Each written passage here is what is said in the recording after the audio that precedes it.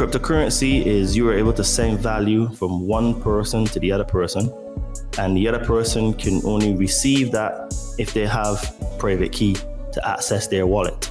So this is one of the other reasons why they start pushing fat free. Fat free is garbage. Fat free is actually full of sugar and salt. But what I see is that the amount of soy that you need to eat, it doesn't have the equivalent. For example, 100 grams weight of beef will have much more protein than 100 grams weight of tofu or soy. So then now, when you combine the governmental indoctrination, the religious/spiritual indoctrination, the economic indoctrination, because I am almost willing to bet that we're the only species in the entire galaxy that uses money as a form of exchange. 43,200 times the apex and the base of the pyramid fit into the circular, the circumference of the earth, right? Perfectly, 43,200 times. If you are new to this podcast, please don't forget to like, subscribe, and to share, because that helps us to be recommended in the algorithms. If you would like to support this podcast, please check out our merch store on Amazon with the brand Todd and Me. We've got some cool t-shirts, tank tops, hoodies, and sweaters. Link will be in the description of this podcast. And if you're now starting a spiritual journey, you would like to start a spiritual journey, or you're currently on a spiritual journey and you would like some help removing some fears and traumas, please hit me up on my Instagram at Adriano_246, and it will help you to get some magic mushrooms. Enjoy the show and stay tuned, because we have some more great content coming soon. Hello, beautiful and amazing people. Welcome back to the Conscious Man 7 podcast. I am your host, Todd Cave. And on this episode, I was a guest on the Sunday Night Secret Society podcast hosted by Kyle Richardson. And we delved into many topics such as religion, getting into shape, consciousness, spirituality. And I linked getting into shape with increasing your consciousness, which is through changing your mindset and creating new habits. And we also delved into religion in the sense that nearly all religion was brought to the people by conquerors and used as the framework to control their mind. My point here is that if you are a child of God and God is a part of you, in your imagination, God's supposed to look like you. And when you accept a picture of a deity assigned to you by another people, then you become the spiritual prisoner of another people. And this is one of the main facts that a lot of people don't like to accept, especially followers of the Abrahamic religions, which is why in all of the texts of the Abrahamic religions, there's a lot of murder, genocide, bloodshed, rape, and a lot of heinous acts. And this is because those gods in those books are really the Anuna gods, aka the Anunnaki, and they were using religion to force us to go to war with each other, which is why our enslavement from them started many, many years ago, and it's just continuing today, which is why you have wars between countries, because this is really factions in the Anuna god pantheon that are vying for control of the planet Earth, using us as the tools to do it. So we're killing ourselves on behalf of them. When truth is blurred by lies and misinformation, perception becomes reality. What will you perceive your reality to be? Liberate your fears and walk with me. Sit down and meditate. Connect with your soul.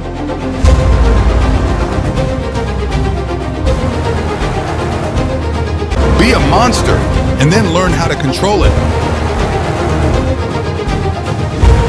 You gotta be willing to do the work.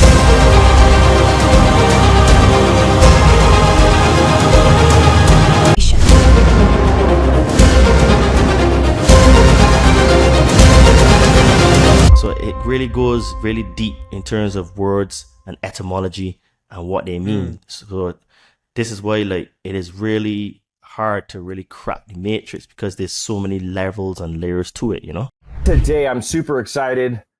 We've had this kind of planned out for, I want to say 3 weeks to a month now. And of course, I dropped the ball today. I got caught up working on the farm, but we're here. And again, my apologies, but welcome, Todd Cave, to the Sunday Night Secret Society podcast. Hey, Chief. Good to be here. And, looking forward to our conversation tonight because, you know me, I talk about many different things: fitness, consciousness, spirituality. So, happy to talk about all three tonight and our ancient hidden history and stuff like that as well. Yeah, actually, now that you said that, one of the things that I don't know a whole lot about that I'm starting to dive into is the Dead Sea Scrolls.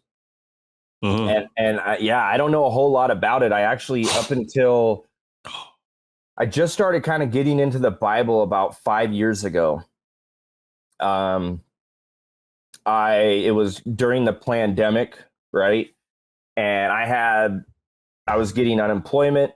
I was able to take a year off of work and just kind of live off of my unemployment money. And, most people think like, man, you don't have to work for a year, just sit back, chill. Like, it sounds great. But what ended up happening is I ended up getting kind of depressed because I'm a talker. I like to talk with people and chat with people. And I did a lot of that while I was working. So as soon as I stopped working, it ended up being, I ended up getting kind of depressed and what have you. And one of my aunts gave me my first Bible, and I started kind of digging into that a little bit. And now on another show I'm a part of called the K4V3 podcast, we've been starting to do Bible studies, which has been awesome. So now that I've been getting into that and then getting into, the lost books of the Bible, the book of Enoch, the book of Jasher, all those, now I'm starting to dig into the Dead Sea Scrolls. But again, I don't really know a whole lot about it. So we can get into that a little bit. Also, I know you do fitness, correct? That's correct. And how long have you been doing that for? I've been doing fitness like consistently since 2012, so 12 years. But I would say in total time doing fitness about 19 years. Okay. And there's only like in the last 5 years that I've been a coach, right? Because, I guess like what happened to me is that like 7 years ago, I had surgery on my foot that changed my life. And like so many dominoes started to fall in my life that it was very, very difficult. So the kind of like internal challenges that people are going through now, I've been going through them since 2017, right?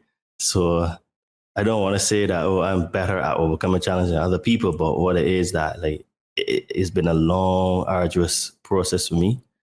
And I just got into fitness as like, man, I was going through so many things in my life that I just needed something. I always wanted to be an entrepreneur. And like, I tried like other businesses and stuff. And the last thing was basically fitness.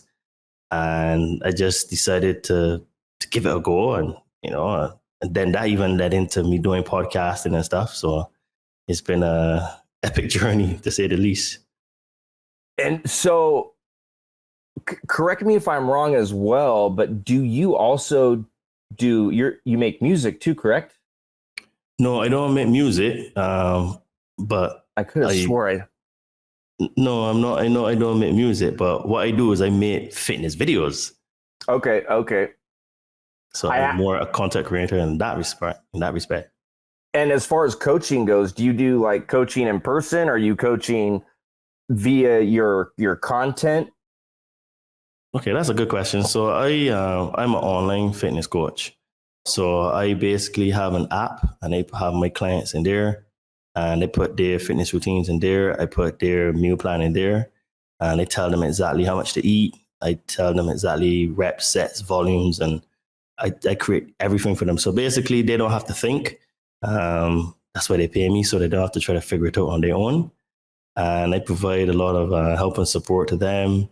And there are many things that goes into my coaching. It's not just fitness, because I'm a bit of a mixed bag. So I'm very much on the spiritual side and the consciousness side. So I've realized that they actually go together, because you're a mind, body, spirit complex. And what I do is I coach your body, and I also help you to hack your mind, because to be honest, to get into shape and to be an athlete and to do anything in life, really, it requires a certain mindset. So for me, my take is that to get into to have a good level of consciousness, start by getting into shape. And people may say, but why would you do that? But this is the reason why. So when you get into shape, you have to change your habits. So when you change your habits, you create new routines. When you create new routines, it means that you have to change your mindset in order to do that, because you're basically coming out of your comfort zone. So when you change your mindset now, you actually end up creating new neurons in your brain. So the neurons we know that fire together or wire together. So by you creating new habits and new practices and creating new neurons in the brain, what happens now is that you create a different mindset. And the mindset now, by you doing that, means that you start to get into shape. As a consequence of getting into shape, you will vibrate at a higher frequency because you're eating different food. Your circle of friends will automatically change as well. Because if you take fitness seriously, you're not going to be hanging out in a bar all the time. You're not going to be doing a lot of debauchery things, because you're looking at getting proper sleep, feeding the body the right food. And then what this does now with the mindset then now is that you start to vibrate at a higher level, as I said. So you bring in more light into your energy body. Because the thing is that a lot of people don't realize is that you have an energy body. And your energy body now is what allows you to connect to the spiritual realm, the etheric realm, and the realm that we can't see. So people may say, and there's a good one, yeah, but since you can't see it, how do you know it's there? Well, it is a question I ask. How do you know that the wind is there if you can't see it? True. Correct, right? Because you feel it, right? Yep. It's the same thing with the spiritual realm and the etheric realm, because you feel it. So when you get into shape, it can lead to acquiring higher levels of consciousness, because now with the right guidance. So what I do now is that I would encourage you to do things like meditation. And then I tell you certain types of books to read as well. Because I'm very much an educator as well. But I educate in the sense of I point the direction and where to go. I lift up a rock and say, hey, you may want to look there. I open the door and say, hey, you may want to walk through there. So then what that does now is that allows you to teach yourself, because when you teach yourself something, you actually become a master at that thing, because it becomes your truth. And it's the experience that you've had. It's a book that you've read. It's a place you've been. It's a food that you've eaten. You know, when you do things and you have the experience, that thing resonates with you and it becomes you. So with a little bit of guidance that I do now, I help people to really go on their spiritual path as well as get fit at the same time. Because I look at the person as a holistic thing and not just eat less, go to the gym, exercise, and get buff. That's only one dimensional. I'm a multidimensional being, so I coach in a multidimensional way, and I teach in a multidimensional way. So this is why I say to people that my take is that you go through the body to get to your spirit, because the books that I would introduce you to read will 100% blow your mind. And the first few books that you read, you may doubt. But after you read about 6, 7, 8, 9, 10, you're fully like, you know what they're telling me in school and in religion is not really there, right? Because like even with the Bible, right? I tell people that, because people may think that I bash the Bible, but what I do say is that the Bible is not a religious book, it's a historical book. But you need to understand how to read the book in order to get the information. It's akin to cryptocurrency. So cryptocurrency is you are able to send value from one person to the other person, and the other person can only receive that if they have their private key to access their wallet. So their private key is like the decryption key. So they decrypt the wallet either on their phone or on their computer. They can access the funds. It's the same way that how all these books are written, especially the spiritual books, the books of antiquity. They're written in a very cryptic way. So you have to be able to decrypt the information. And that is one of the skills and talents that I have had, what I have acquired. I didn't know I had it, but I realized that I'm able to do it. So I'm able to pick out the things out the Bible that I can say, yes, this is from the Mother, Father, God. And this one here is from one of the Anunnaki gods. Because the sad reality is that, man, we do a lot of idol worship and a lot of false worship. And we worship a lot of small g gods, right? And religious people don't really like me. Like, I've had people that like just stop speaking to me because they think that I'm attacking them. But the thing is with religion is that what it does is that it makes, how should I put it? It makes you believe that when you attack the religion, you're attacking the person, but you're attacking an ideology and not the person. So I would say that Christianity is bad, but I could say that Christians are good. So Christians are people. People are not necessarily bad unless they do bad things. But True. the ideology, I don't agree with the ideology because the ideology puts you in mental slavery. And that is for all religions on earth. Not one religion on earth is from God, is bona fide, and it gets you to the path of a higher level of consciousness. Because there are many levels to the matrix. And one of the levels is etymology, which means the study of words. And words cast spells, and words can condemn you, or words can free you. So the word religion comes from the Latin word relegare. Relegare means to hold, or to bind, or to thwart forward progress of. So what happens is that all religion holds back, thwarts the forward progress of their followers by putting them into mental slavery. Because this is the thing about religion. All religions have been spread. Actually, let me phrase that. The vast majority, especially the Abrahamic religions, have been spread through conquest and war. Think about it. Judaism spread through the sword. Look at the Old Testament. Islam spread through the sword. And Christianity spread through the sword. The thing is that most religions were brought to by the people in the form of conquerors and used as a framework to control their mind. My point here is that if religion tells you that you are part of God and God is part of you, in your imagination, God looks like you. And when you accept the deity of the people that enslave you, you become a mental prisoner to that deity and to the people that conquered you. This is why religion itself is bad. But when you can pick out the information to set you free, because there's some good stuff in religion as well. So I don't throw the baby with the bathwater, but I'm very selective on what I take out of the books, because the books are not written. What we have now is not the original text. There's been a lot of transliterations and translations. And even things like the Lord's Prayer, when you look at the Lord's Prayer, when you look at it in a proper translation from Hebrew, it doesn't even talk about Father.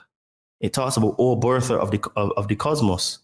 And the word Abba, which is what they say is for Father, the original word was Abun, Abwoon.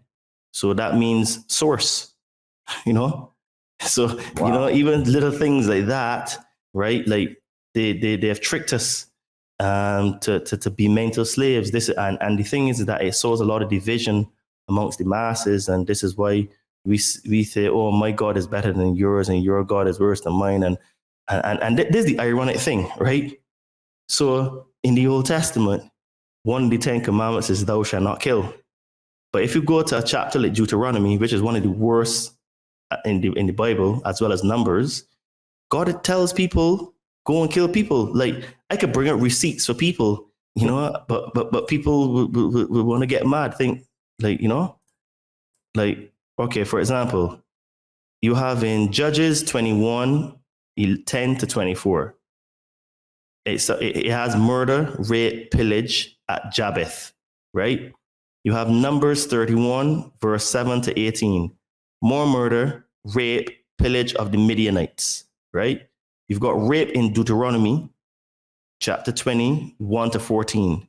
Then you have sex slavery in Exodus, chapter 21, 7 to 11, right? So how can you come and say that thou shalt not kill, but God is going and telling you, go and kill, right? Yeah, that's solid. It's almost like God is schizophrenic, right?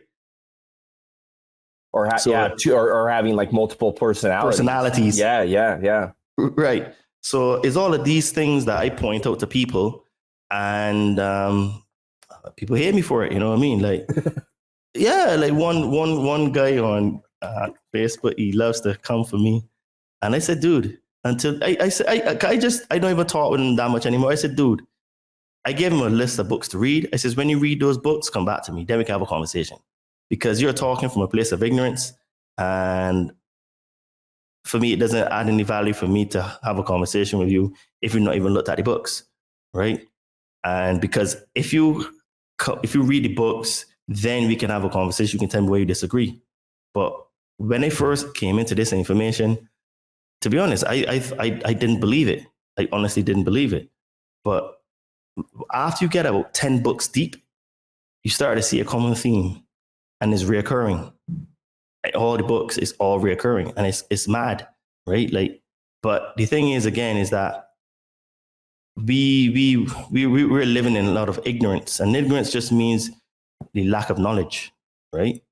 And it's because we've been spoon-fed information, and we've been put into boxes and what's not. It's just like one of the boxes that I really, really despise, if I abhor it, is the word race. We're a human race, right? I agree. And I tell people that humans are like dogs.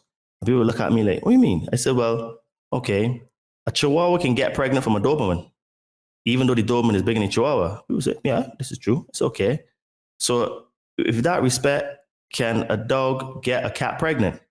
They'll say, no. I said, why is that? Because they're a different race. Ah, okay. So that means then that dogs are dogs, whether it's a Chihuahua or a freaking Doberman. So humans are humans, whether you're black, white, Indian, or Chinese. We're all human. Yep. So if we couldn't procreate with each other, that means we'd be a different species. So for me, you know what I mean? Color, skin doesn't mean anything. Is what is in the attributes that you have or what's in your heart, right?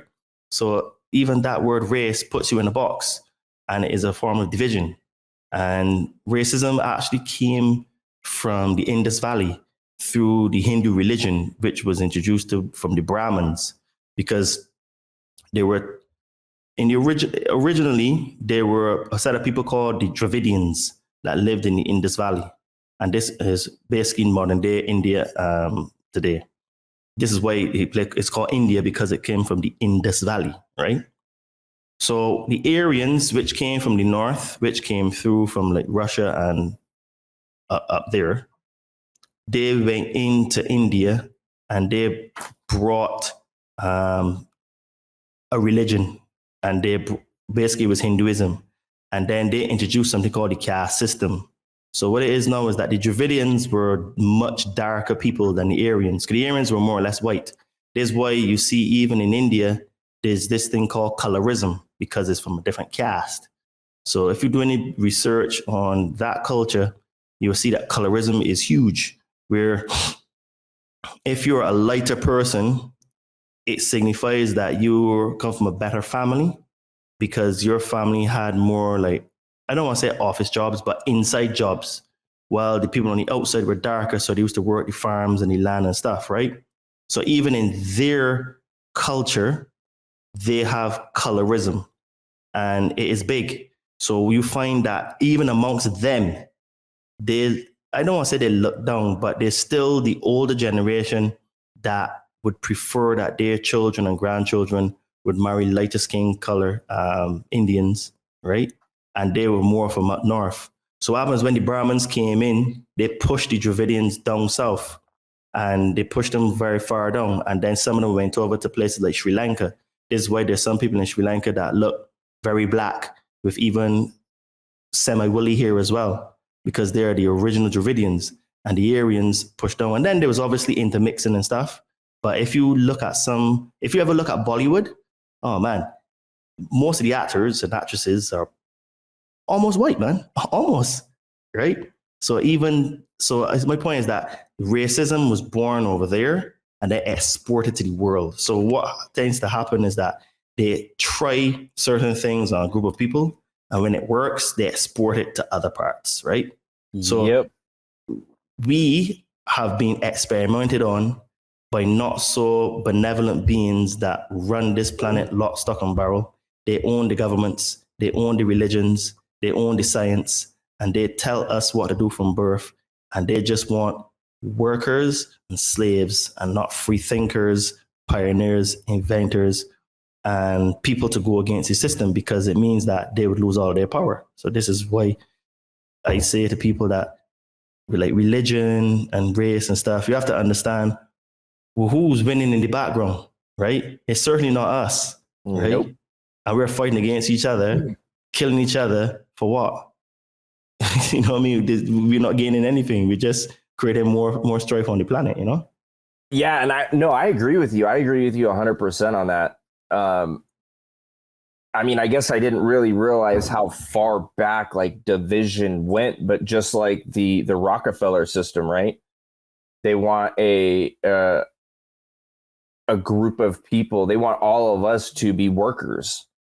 You know, we're the ones that working, you know, the 9 to 5, 5 days a week, sometimes more, just to put, and you're barely getting by. And it also is like, if you think about like how long you have to work before you're able to retire. And once you retire, you're already, you know, I guess kind of like on your downward slope, you know, you've already lived most of your life for the most part. And now you get to enjoy a couple of years, you know, give or take, when you retire. And it's like, what is all this for? And then you got these people in the back that you're speaking of, and they're the ones that are profiting. They're the ones that are winning, so to speak. And that also kind of reminds me, kind of ties back to what you were saying about like spirituality and fitness and getting healthy and getting your mind right, your mind, your spirit, your soul. And that makes a lot of sense. It makes, I feel like it would make it a little bit easier to deal with the day-to-day work life, but also for you to understand the bigger picture of things. Does that make sense? Absolutely, it makes sense. And this is why my approach to fitness is very different. And this is why I talk about spirituality and consciousness, even on my when I write posts for Instagram or Facebook, because I realized a few years ago that they're very deeply intertwined. And a human being is like a stool with 3 legs. And with the 3 legs, the chair stands up. If you remove one of those legs, the chair falls down. And that is pretty much like us. If you could have a very, very fit body, but your mindset is trash, right? You're still going to feel unhappy. You know, you can have a really good mindset about being positive and stuff. But if you're not doing anything physical to get your body into shape, you're still going to feel a bit down because you look at yourself in the mirror and you're not happy with what you see, right? So it is very much a situation of beautifying both the out and the in at the same time. Because, you know, what people don't realize is that when you are in good shape, you tend to get more respect from people, right? When people, because when people look at you, they look at you and they say, oh, that guy or that girl, they're disciplined, right? So when they speak now, you can tell, I mean, not in every situation, but most of the time, people that are in good shape, they tend to have a bit of a presence about them, the way they speak, the way they carry themselves. There's this underlying confidence and self-belief in themselves, right? And what that is now is that's attractive, right? When they say attractive, it's like, okay, You're different because what it is now is that most people, dude, it is mad. In Europe and in North America, 70% of people are fat or obese. That is crazy numbers. 70% either fat or obese, right? So it means that someone someone that's actually in physically good shape is a rarity these days. And when you look back at the movies, say 60 years ago, so to the 60s, there was hardly fat people, you know. Look at even the old black and white movies, like when movies were first started being made in the 20s and 30s, right? You struggle to find fat people. Struggle. And what it is now is that it's been a concerted effort to bring us down. Because think about it, the overlords, right? Why would they poison the food system, give us things like microwaves, you know what I mean, give us GMO foods, if having good nutrition wasn't important? You know, people don't even study that, right? Most of the food that we have on the market now is trash food. You struggle to find actually good food. And what I'd say to people is like, do your best, but just be aware that there's certain things that are in your control, like seed oils, like canola oil and sunflower oil and all those kind of things. Those are trash, man. Those are garbage. You need to be using avocado oil, ghee, lard, which is like duck fat, you know what I mean? Fats from animals, you know what I mean? Coconut oil. Manteca, like proper lard, butter, proper butter. Yep. Those are things that you use because like it's only when I started to like really study nutrition that like I started to connect dots, right? Because I was like, you know, trying to get back into shape and I had just had my surgery and then I started to learn all of these things. And then like I remember one guy that I had watched a video on, he was going on about fats. And I was like, why is he harboring on about fats all the time? I used to be like, I thought fats were bad. Yeah. But that's the trick. Fats are actually super important because all the vitamins and minerals that you take from your supplements and in your food, they're basically water soluble. And the fats help the body to absorb them. So you actually need fats. So this is one of the other reasons why they start pushing fat-free. Fat-free is garbage. Fat-free is actually full of sugar and salt. You know? We've got this thing in the UK called Weight Watchers, right? And I don't know if you all have it in the States. We do, yep. We got Weight Watchers. Dude, Weight Watchers is bad because like I look at the recipes, right? So we're going to look at the nutritional value. That's what you should do. And the level of sugar in that is sometimes higher than the normal recipe, right? Most cases is just under, but it shouldn't be because they take out all the fat, so they take out all the flavor of the food, so they put back in flavor with artificial flavorings and sugar. So it's like, dude, a chocolate bar, right? Today, if you look at it, 100 grams weight chocolate bar. Like I have seen it as high as 48 grams per 100 serving. So basically, you could basically say almost 50% of their chocolate bar is sugar, right? Now think about it. You might as well just go get some sugar, take a spoon, and just eat it. You know what I mean? Weigh on the scale, and just eat it, right? Like most people wouldn't do that, but that in reality is what you're doing, right? I mean, that's crazy. We recently, I have two daughters. I have a 9-year-old and a 2-year-old. And my 9-year-old was just getting a little out of control. And we started like looking into like red dye 40 and just really looking, not just at the red dye, but looking at what are we eating? Now, I would be lying if I say that I don't use a microwave from time to time. That would be a lie. Sometimes it's just super convenient. Kids are hungry, just hurry up, pop something in the microwave, here you go. But we have taken like pretty drastic measures on what we're buying at the store. So like certain stores we go to, we get like popsicles. Otter Pops are delicious. Have you heard of otter pops? They're delicious. They are so bad for you. So Sugar. we get just pure sugar. So we get like all natural like fruit bars where the fruit, I mean, even then it's still kind of iffy, but we cut out like all the red dye.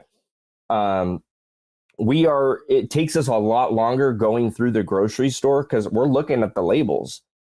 And again, we try our best. Now, one of the things that we have done is that I ordered a bunch of non-GMO seeds. And so what I was doing before we hopped on, actually, I was planting tomato plants. So we get all of our stuff, not necessarily organic, because I know organic is kind of a fishy term, right? From my knowledge, the knowledge that I have, like a lot of things that say they're organic are not organic. But growing your own food is like such a big deal, right?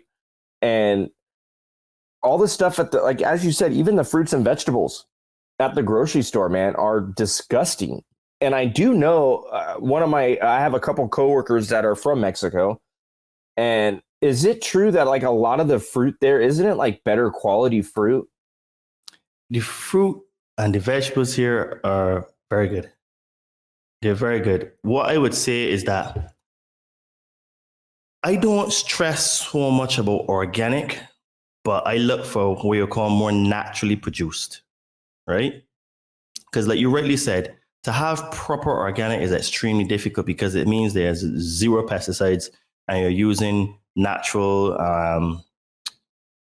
means to get rid of your pests and stuff like that, right? So it's very technical. Cayenne pepper is a trick I've heard. All these kind of things, right? So I look at more naturally produced. And the food in Mexico, for the most part, is more naturally produced. Like, for example, in the UK, you get bananas, and the bananas have zero taste. You get bananas, in Mexico, and they actually have taste, right? Like the mangoes as well, proper good. So yes, it is true. The problem in Mexico is sugar. It is dude, this is no exaggeration, right? Most people in Mexico drink about 2 liters of Coca-Cola a day. Yeah, it is levels. Dude, I watched a documentary, right? And this was being filmed during the pandemic. And I can't remember, I think it's either Chihuahua or Chiapas, but it's the second poorest state or town in the entire Mexico. Dude, more people there were dying of diabetes, heart problems, and hypertension than the supposed virus that was going around. Yeah, dude, it was levels. This documentary, I can't remember, I think it's Mexico Sugar Problem or something like that. Dude, it is next level. Like, basically in that particular town is the number, I can't remember the exact numbers, but they were ridiculous numbers, like 70% of people were projected to die from like either diabetes or hypertension or heart attack. And it was like, this guy, he was like he was a priest. And he said that he does funerals every single week. And this is a small town, and people are just dying. And they do, like in that town as well, they have like some of the old culture still with like what would be the equivalent of like voodoo. Okay. So they would be doing like some ceremonies and sacrificing chickens and, pouring the blood on this place and that place. Listen to this. They have involved Coca-Cola in the ritual. And these people believe that by doing this ritual and having like Coca-Cola and stuff can cure from ailments and do this and that. Yeah. Coca-Cola curing any type of ailments? I swear. The documentary is mad. It's on YouTube. Dude, it is levels. And I was shocked. So it's a mixture of like Christianity, the old like sort of practices they had from the indigenous people, and then it morphed into something different. and then there's Coca-Cola involved. And this one lady said that, she said, personally, I would prefer not to sell Coca-Cola because I know what it does.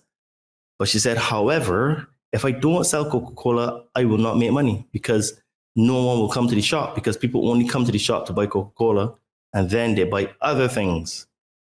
So Coca-Cola is the mainstay, and then it is it's Coca-Cola, and then the other things come as a consequence. You know? That is so wild. Because what's kind of funny is here in the States, and I know Coca-Cola I know it's bad. I know that it's not good for you. And I know like even Diet Coke, it's got the aspartame. I think just Coke in general is terrible. And we've actually been trying to cut that out from my fiance. She loves, so let me go back. So she is type 1 diabetic. So she was born with diabetes. Like I believe that's type 1. I should know this. We've been together like 15 years, but I believe it's type 1. And so when her sugar goes low, it was always a thing growing up is to like drink a Coke, drink a regular Coke, or drink apple juice or some type of juice to regulate your sugars. And that's a kind of a different tangent. But anyhow, one of the things in the States is that like the Mexico Coca-Cola, everyone thinks it's better for you because it has sugar cane as opposed to high fructose corn syrup. When in reality, from what you're saying, like even the Coke in Mexico is garbage. Like that's just crazy. That is crazy. Dude, listen to this.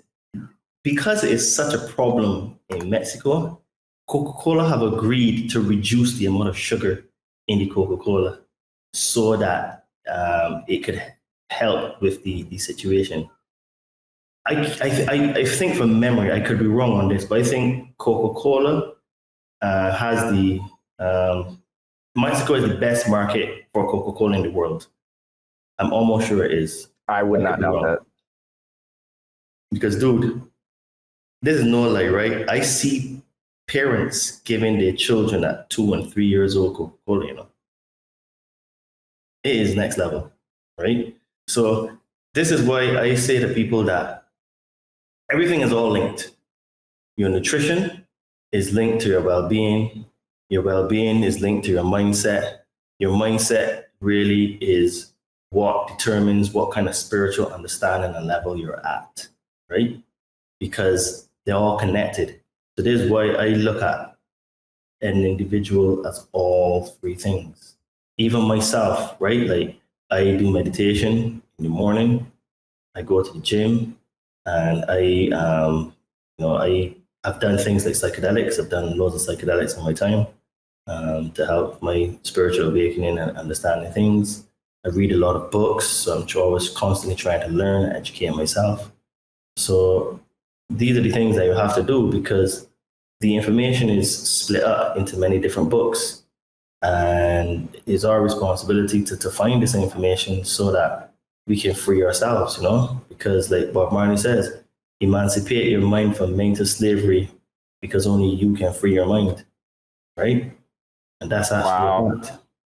And I like the way you put that earlier is you picture your body as a stool with 3 legs. So you need all 3 of those to be to stand up. To stand up. And you definitely have a niche, man. You definitely have a niche as far as I mean, obviously you're very, very, very knowledgeable about many things, but your app. So did you create this app? No, so what it is that I did some design on it, but it's an app that I ranked every month, and basically it has like videos inside the app, and I can also add my own videos as well. And what it is that I find out like I do like a small, I don't call it interview, but I chat with people to see if we're a good fit, and I find out what they really want to achieve. So then when I find out what they want to achieve, then I design a fitness routine specific for what they want to achieve. Now, the thing is that most people tend to have similar goals, but not always the same. So this is where I ask certain types of questions to find out what I want to do. I design I design the routine for them to achieve their goals. Then what I do is that I work out how much food they should eat, how many calories they should eat per day. Then what I do is I break that down into, okay, the macronutrients. Because like I was talking to a girl recently, and she was saying, well, but I count calories and stuff, but counting calories is just one thing. Is another thing is having your macronutrients aligned. So your macronutrients are your proteins, carbs, and fats. So let me break that down at another level. So if you want to build muscle, you want to put on weight, right? You have to have higher levels of carbohydrates, right? Because what the carbohydrates do is that the carbohydrates fill the muscles. They give them more muscle mass. So then what you would do is when you achieve the muscle mass that you want, then you cut the carbs and you increase the protein. So what that will do now is that will protect the muscles. And what you do now is that you would keep the calories at the same level, right? So that you're not necessarily putting on weight, but you're maintaining, but you're leaning out at the same time. So what I do is I tell them exactly how much to eat, and I tell them what to eat. So I find out what kind of foods they like. I have a software that I use, and I plug in some data into the software, and it spits out recipes and stuff, and I can make tweaks here and there. And like, for example, they may one person may not like broccoli, and they may have broccoli to come with the meal. So I would take out the broccoli, and the person likes spinach, so I put in spinach, right? And then I work out exactly how much spinach that they need to eat in order to get the same caloric value, right? Okay. So there's a bit of a science that I do on the computer. And then I give them a meal plan. I tell them exactly, and the meal plan gives a shopping list. So they will know, okay, we need 1 kilo of beef, 2 kilos of chicken, half kilo of spinach, this amount of carrots, this, and they just buy it. And then the meal plan also gives them directions on how to prepare the meals. So again, what I do is that because most people today that I work with, they tend to have like very similar lifestyles in the sense of they don't want to be spending loads and loads of time in the kitchen cooking, right? Okay. So what I do now is I tweak the settings as well to make sure I can get meals that will be no longer than say 40 minutes to prepare, right? I think 40 minutes is fair. Yeah, that's not bad. That's not bad. So then now I say, okay, look, I have two types of styles for coaching men and women. And when I say styles for coaching, let me rephrase that. I have two types of styles for doing meal plans, right? Because men tend to be able to tolerate more repetition of meals. Most men, you give them the same thing to eat every day, as long as it tastes good, most men, they'll eat it with very little complaints. But girls now, nah, man, they want choice and variety and they get bored, right? So I give them I have a conversation. I say, look, now, how much repetition can you tolerate? And how much time do you actually want to spend? Because I can serve you in whatever you want, way you want, but you need to tell me so I can make it for you. So then they'd be like, well, I don't want to cook every day. I said, okay, is cooking 3 times a week the maximum okay for you? I said, okay. So what I do is I would do a 3, 2, and 2. So 3 days the same, 2 days the same, and 2 days the same. Or for some girls, I do a 4 and 3, right? So that way now they're getting a bit of variety, but they don't have to cook every day because some, girls as well are also busy as well, right? So Yep. I find out exactly their lifestyle so I can make it to suit them. So that is, because one of the things you find with people is like, oh, I don't have the time to get in shape, or it's too much effort. But it's not that it's too much effort, it takes too much time. It's that you need to have planning, right? So what I do now is I figure out, well, look, if you are prepared, you even want to cook 3 days a week, well, 3, 2, and 2, right? And with guys, I tend to do 5 and 2. 5 days the same, then weekend is something different because And one of the reasons for that is like if you have a girlfriend or if you have children, then now on the weekend now you can share your food with them because it's nutritious and the meal tastes good. You've got a girlfriend or wife, you can prepare these things and she could get some. You know what I mean? So that way, you know, you're still getting your gains, but yet still they're not like, oh, is that again? You know what I mean? Yeah. That's good. I like that. I mean, that sounds good to me. You're the expert, but yeah, that doesn't sound bad. Being able to switch it up a little bit, because I'm not me myself. I am not a leftover kind of guy. Like, it depends on what leftovers it is, but I can understand where people would want to switch it up. So like 3-2-2. 4, that makes 3, 5, and 2. Yeah. That makes a lot of sense, and it gives them a little bit of flexibility as well, as far as their eating routine goes. Now, as far as the eating routine goes, are we talking like 3 meals a day? Are we talking like breakfast, lunch, dinner, and then like little side snacks? How do you go about that? Well, again, it depends on the individual because like there was this one guy that he loved intermittent fasting.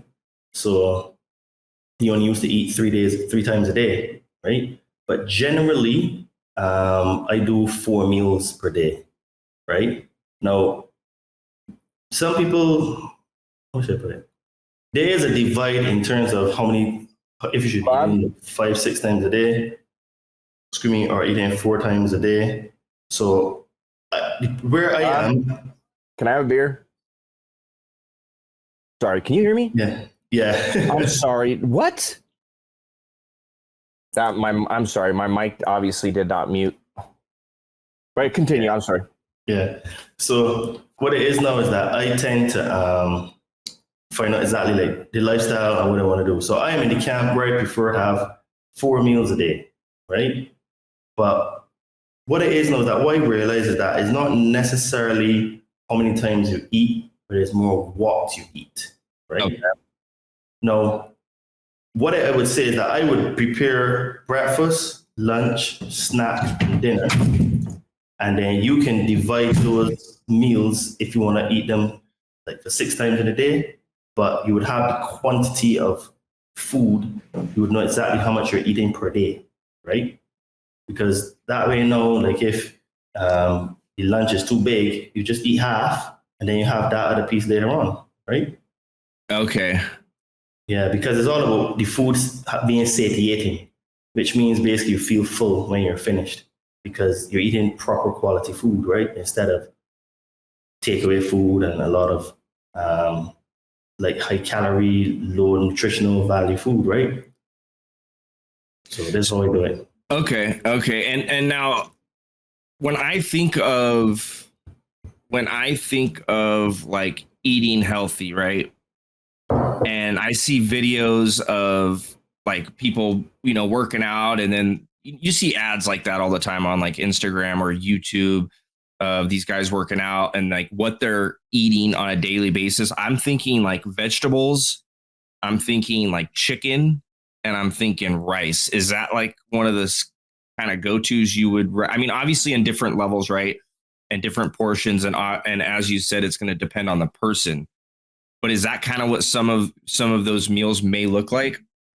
Yes. So what it is now is that I can, vegetables and things like pasta and rice, they all basically carbohydrates. Now, personally for me, I want to keep my cooking simple. So I don't really cook like a lot of pasta and rice anymore. I just get my my carbohydrates from broccoli and or asparagus, spinach and stuff like that, or salad, right? But with that being said, I can design meals that would have vegetables and carbs. So it can be from pasta or potato or rice or quinoa, something like that, and then protein. Because vegetables are very important because they have fiber in them and roughage to help clean the colon and the internal system, right? And carbs Okay. are important because carbs give you the energy to be able to function during the day and stuff like. Because one of the things like you can get when you don't have enough carbs in your diet, you feel down and tired. And especially if you're working out, you always feel drained. So you always have to have the right levels of carbohydrates. And then also you have to have fats because the fats now are important because for men, fat is the base on which testosterone is built. So if you have low testosterone, one of the contributory factors, well, let me back up a little bit. In most cases, when you have low testosterone, it's because you have poor nutrition. End of. In most cases. Okay. No, there's nuance in the poor nutrition, and the nuance is that you tend to have lower levels of fat, and I mean the good fat. So from like nuts, things like ghee, coconut oil, avocados, you know what I mean, lard, etc. So the good fats. So and that's even on the flip side for women is the same because estrogen is built on top of fat, right? So if women have estrogen problems, most of the time it's because of poor nutrition, and then the nuance is that your fat levels tend to be a bit low. Not always, but it is very common to see. It's a contributing factor. Yes, That is so interesting. And even what you said earlier kind of blew my mind with the fat free. Like everyone's like, they make it like a thing, right? And the way that they label it, the way that where they put it on the shelf, everyone thinks like the fat free is healthier for you, when in turn it's all sugars, right? And so now I have another question for you. Speaking of like fat free and what have you, because I always see people and they're like, oh, I'm on a diet, right? So they eat a salad, but then they dump a half a gallon of Hidden Ranch, all over their thing. And I'm like, you might as well just ate a cheeseburger, dude. Right? I've seen this so often.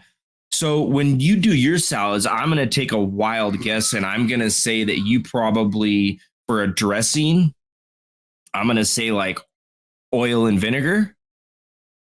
Sometimes I don't even put anything and just eat it straight, you know? You know what I mean? But Yeah. what I do is that I look for certain types. So there's this particular vinaigrette.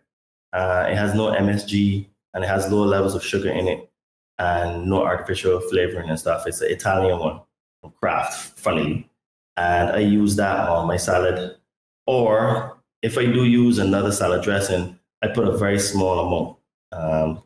Because there's the thing,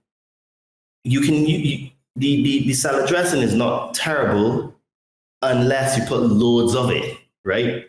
Because the thing is that 1 teaspoon of it is neither here or there, right? But what you're talking about is like, I see the same thing. People would say they're eating half of it, just dump it. Because what it is now is that they don't really like the salad, so they dump all these dressing on it to be able to make it palatable to eat, right? So what I would say is that the people are taking the wrong approach because to lose weight, right? All you need to do is be in a caloric deficit, right? That's just maths. So to make it relative. So for a person like myself, I do about maybe 2,300 calories a day, right? And I'm slightly under because what it is something called the total daily energy expenditure.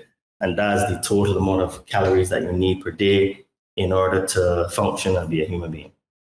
So I think from memory, mine is like 2,400 and I do about 2,300. So I'm slightly under.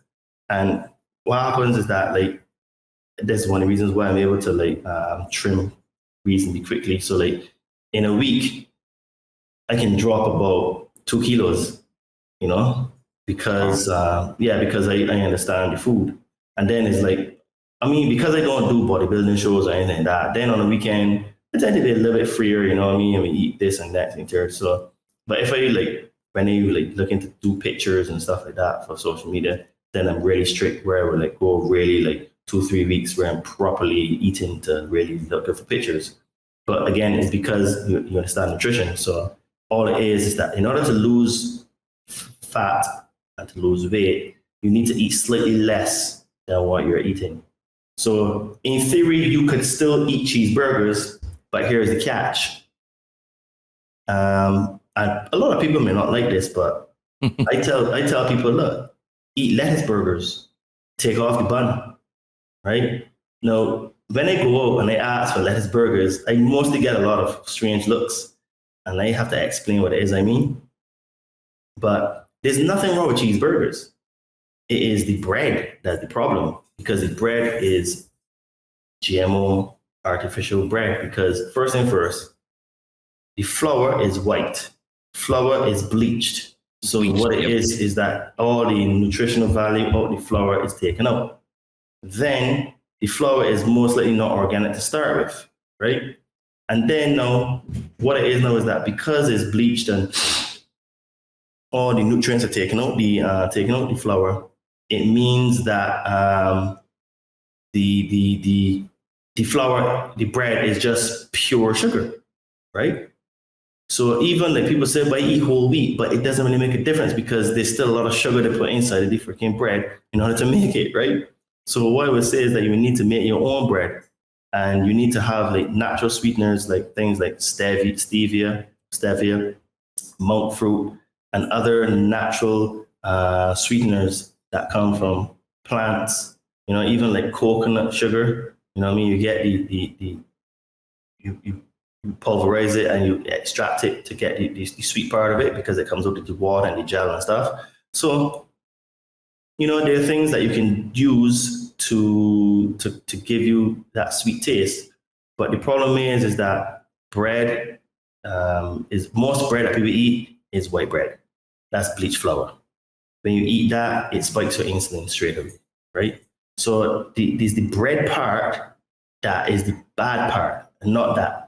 Because basically, think about it, hamburgers are just beef, right? Beef is protein, it's meat.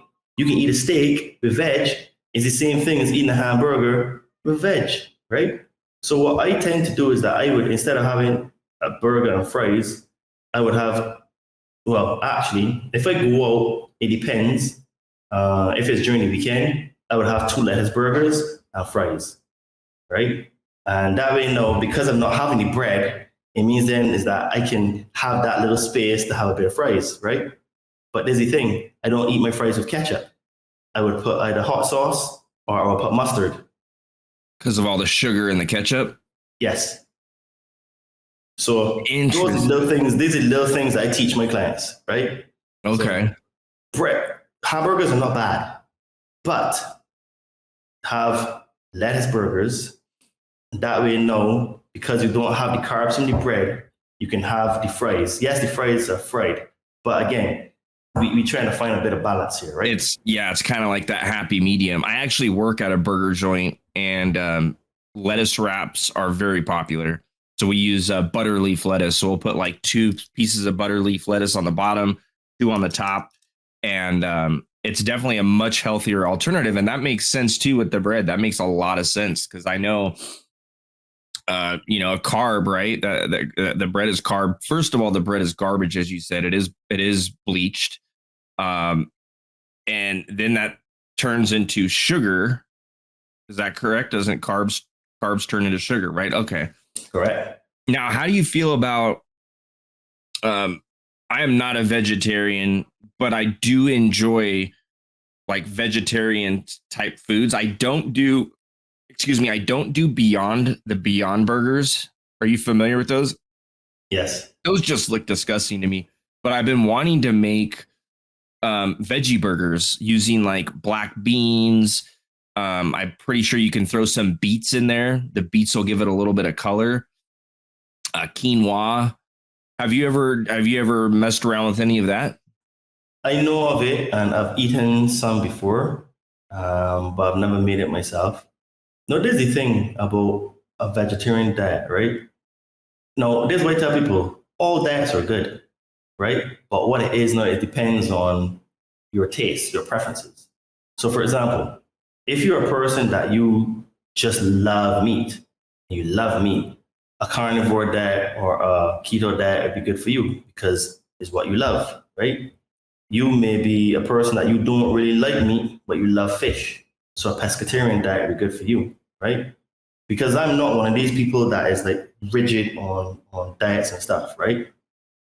Say, for example, even like a vegan diet. No, the vegan diet is, how should I put this?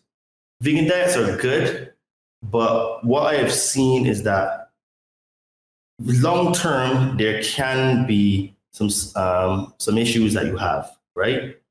It is a possibility. I have heard of people that have had a lot of deficiencies from being on a vegan diet for over 20 years and stuff. But what I would say is that a vegan diet is a very good diet for cleansing, right? So I do think that it has a place, right? So this is why I'm not like a super like rigid on a particular type of diet because I think all diets are good and they all work. Now you may be a person that you want to cut out like a lot of like gluten and legumes like peas and stuff, starches. So a paleo diet would be good as well, right? Okay. So it all depends on what you like because if you love meat, why do a vegan diet, right? You know what I'm saying? If you want to be a vegan for ethical reasons, okay, great. That means the vegan diet would be good for you because your mindset is that you don't want to eat animal protein. Okay, good. So vegan diet would be good for you. But what I tell people is that with every diet, there are pros and cons, right?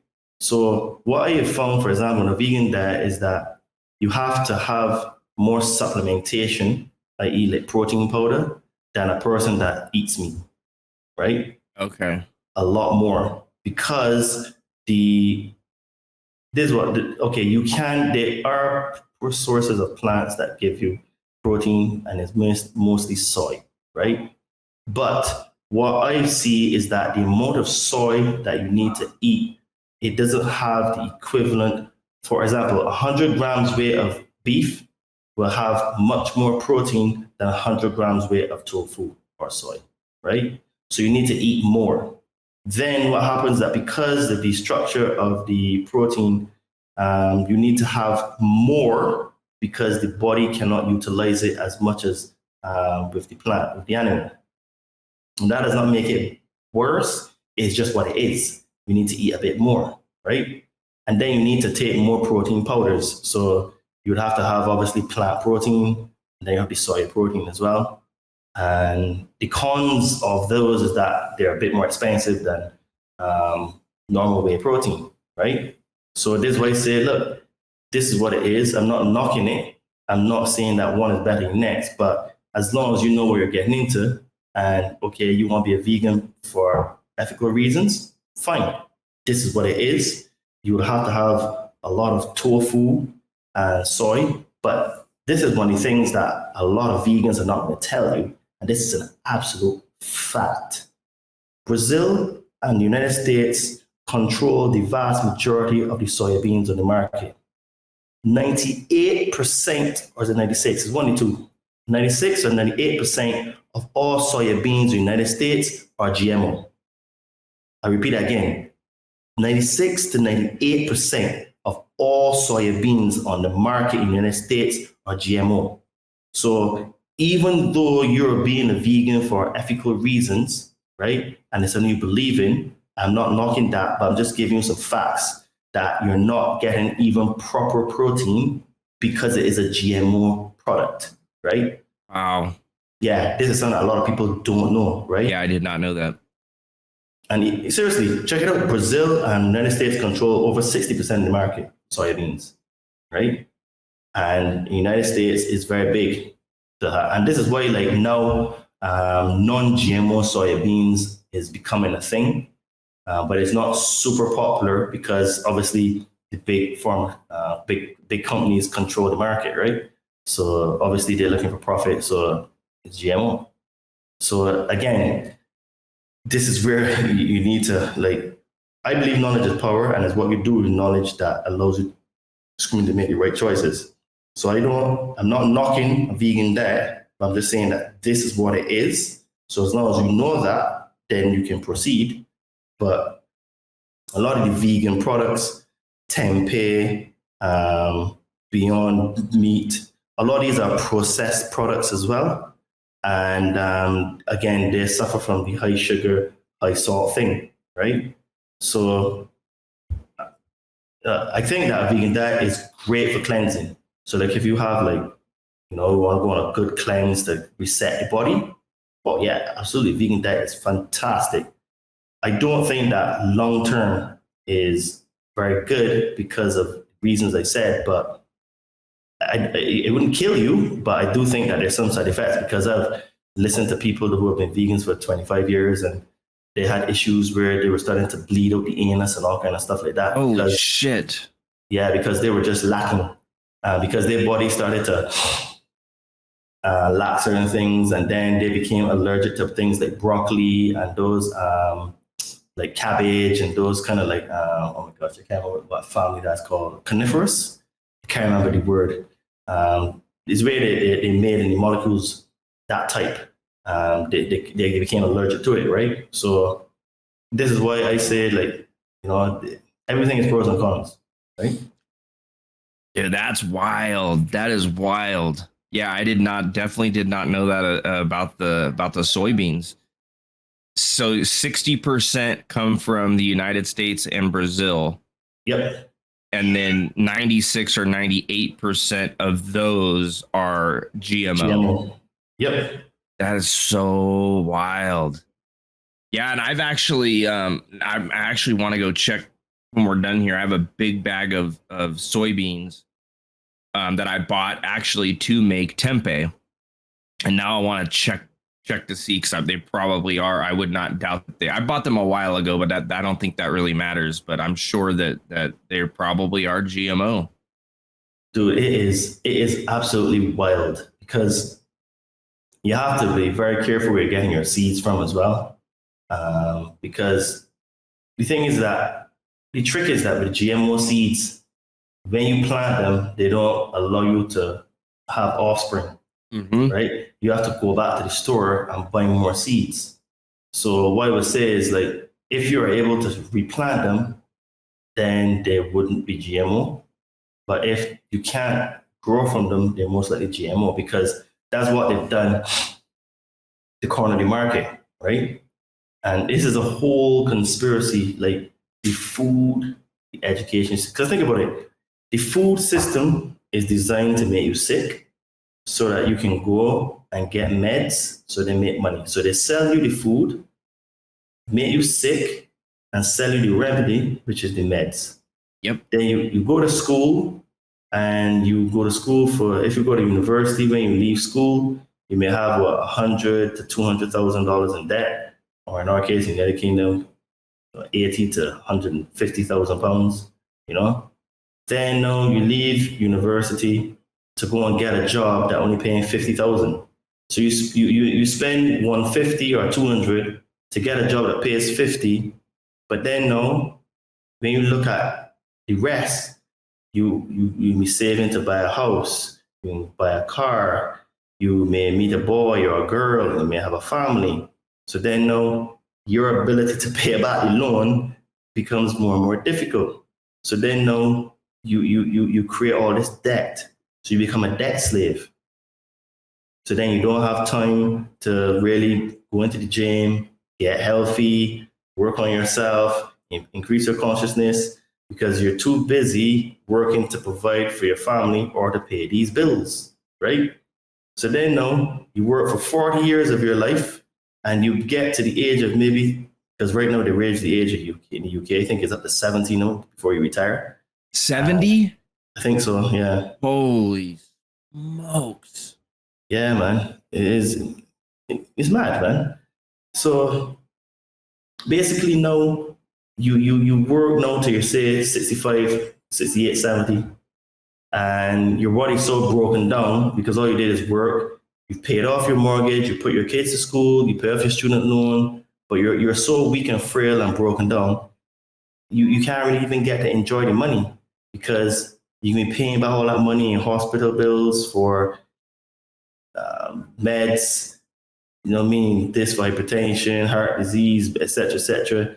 You know what I mean? You can't even go and do something like whitewater rafting, climbing a mountain, doing hiking, you know what I mean? Like enjoying Traveling. life, traveling, Yep. because you're so frail, man. Like, dude, like I saw this lady, she was going downstairs in my building, and I reckon she's about 60, she's about 70. And to give context, my old lady is 67 and my father's 70. And she was walking with a cane. And her son, who looks like he's about maybe 50, he's like holding her up. And I'm like, damn. She's roughly same age as my folks. And she's walking with a cane and so slow. And she's so fragile and feeble. And I'm like, nah, man, that's not what life is, right? You know, you go to school, work, get a job, get bills, get a family. Let me suffer, struggle. Then you get sick, you die, you don't get to spend any money. There's more to life, man. There's more to life. I agree. I agree with you. And I kind of brought that up earlier too. Is just it's all the system. The entire system is rigged, and they do all this. It's all by design. All of it's by design. You know, you retire, but now you're sick. You're fragile. Now you're going to, instead of going and doing all those awesome activities you were talking about, now you got to worry about your next doctor's appointment. You know, and I think there's very few people that retire, or by the time they hit the age of retirement, that they're actually healthy, they're in shape, mind, body, spirit, and they're able to go enjoy the finer things in life. It's a very small percent. And yeah, everything's all ties together. And you were talking about the foods, the foods that we eat, they're designed to make us sick. And, I'm sure there's many contributors to thank for that, but you got like Bill Gates with his company Appeal. One of the things that really pissed me off is that what's that fucking girl's name? Katy Perry and Orlando Bloom own Bragg's apple cider vinegar, which was always like, healthy. I would always, I have a big jug of it. Now I don't use that brand anymore because they're pairing up with Bill Gates, and that guy, he's just out for destruction, man. He is to destroy humanity as we know it, buying up all the farmland and poisoning all of our food. Have you heard, by the way, I forgot the exact details on this, but the potatoes that are used in McDonald's French fries, when they are sprayed, the potatoes are out in the field, they are sprayed. These people have to wear hazmat suits for what they're spraying all over the potatoes. After the potatoes are sprayed, the farm of potatoes is essentially like quarantined off for like 3 days to a week or something like that, to where nobody should be going anywhere near those potatoes because it'll probably kill you, or has carcinogens and what have you. And these are the French fries at McDonald's. And that's one of the things, like, we do not eat. Like, I'm not the healthiest dude, right? You see me hitting my little Chinese death box over here. I got my beer. Like, I'm not preaching that I'm a super healthy dude. But we don't eat fast food. Like at all. And on a very rare occasion, like, if we're out with like for instance, when my fiance and the kids, they go over to her grandma's house, a lot of the times she wants to spend time with the kids, and it's easier to go run by and pick up some, fast food here, order in a pizza and what have you. But for the most part, I do not touch that shit, dude. I don't trust it at all. And one of the, do you guys have, have you heard of In-N-Out? It's a food chain, right? Yeah, it's like a burger joint. So they, like, for their French fries, in my opinion, are nasty, but they're not nasty. They don't have a ton of flavor, but the reason why is because they get their potato, they smash it right there, and then they fry the French fries. So they're not all. You know what I mean? That's like a healthier. They're not. Oh, you don't open up a bag and throw your fries in there or what have you. And I feel like there are some chains that are a little bit more on the healthier side. But when you're talking about your Burger Kings, your Taco Bells, your Del Tacos, your McDonald's, it's terrible. It's terrible, terrible, terrible. And I don't. Well, I had a point I was going to bring up. Oh yes, have you seen like the McDonald's burgers that they have like hit with a torch and it like doesn't melt, it doesn't burn, it doesn't do anything? There's even a lady that has like a receipt from like the 70s or something, still a receipt and the box and the original burger. And this was back then, man. Like, and the burger still looks like a burger. Like it didn't mold, it didn't go bad. I'm sure it wouldn't taste good now, but it looks like nothing ever happened to it. And then that was back, 50 something years ago. So imagine what's in the burgers to nowadays. I mean, they've even traced back, I forgot the percentage, but in like hot dogs, they tested a bunch of hot dogs and almost all of them had trace amounts of human DNA in it. I'm surprised. And I mean, that could be for many things, right? If someone who's the butcher sneezes, right? I'm pretty sure that would then put some human DNA in it. But it's like, what else is that DNA coming from? Are we talking like possible like flesh? Human meat actually being ground up into this? Like, oh, dude, that's a wild one to go down. But dude, think about it, right? Like even the jabs that they introduced 4 years ago, those jabs had in aborted fetuses, right? So it's not anything new that they're doing. And all of this is by design, because when the Anunnaki came here 450,000 years ago and they seeded humanity, they basically created us. And this is why, like, you can find them in the Bible under two words. You can find them under the Elohim, and then you can find them under another word called the Anak. So the Anak are the Anunnaki. And basically what they've done is that when they seeded the earth with humans in this current form, because they came here looking for gold, and then they needed a slave race to do the work, and they mixed their DNA with the hominid species. Here, it could have been Homo erectus, or it could have been maybe a chimp or an ape that was walking on its hind legs. We're not 100% sure. What we do know is that according to the Sumerian tablets, they mixed the DNA. And basically what happened is that we started to advance really quickly and increase our levels of consciousness and started to realize that we were being enslaved. And this is where the story of the Tower of Babel comes from, where they were trying to build a tower to go to kill God. But which God? Not the creator of the universe, but it was the Anunnaki gods, because they were in spaceships. So they were trying to get to heaven. And heaven just means the sky. So they built this tower thinking that they can get to the sky to go and kill God. And when quotation marks God saw, and God came and destroyed the Tower of Babel and everything, he says, no, there's nothing that they can do. There's nothing that they can't do if they put their mind to it. So he said, let us confuse man.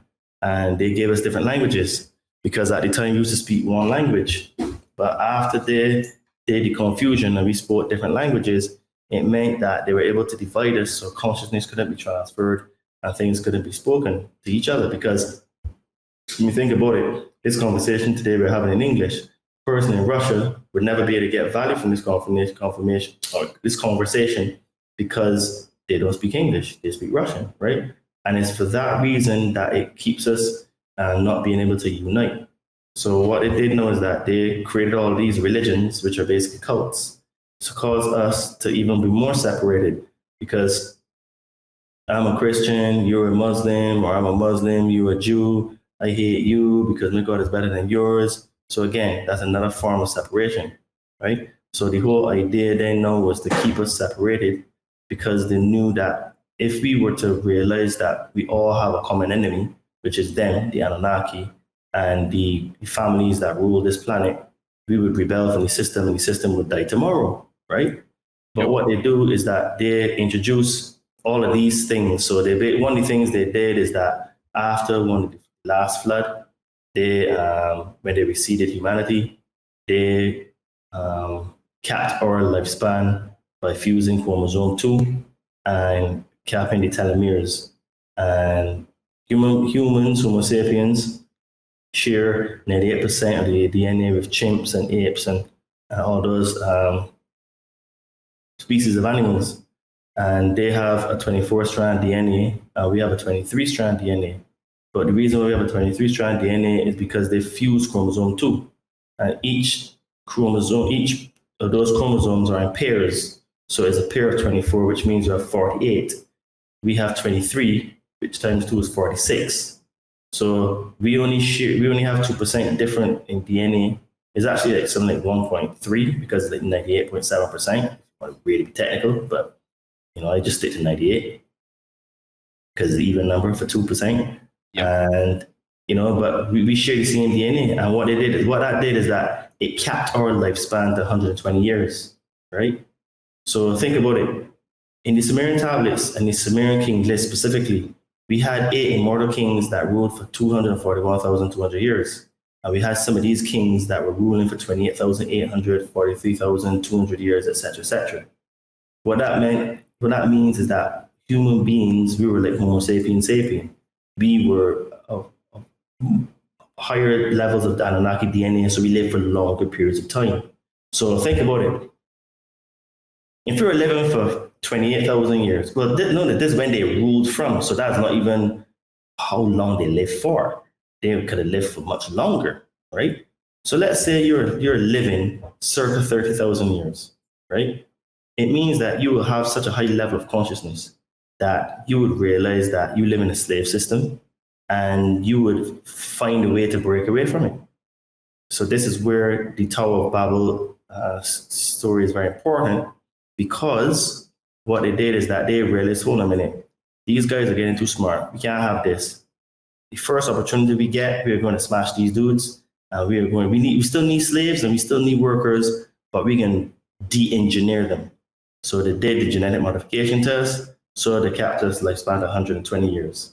Then what they did know is that when you fast forward it now, they start to bring in other things now to hold us down. So religion, dumb us down spiritually and mentally, make you a slave there.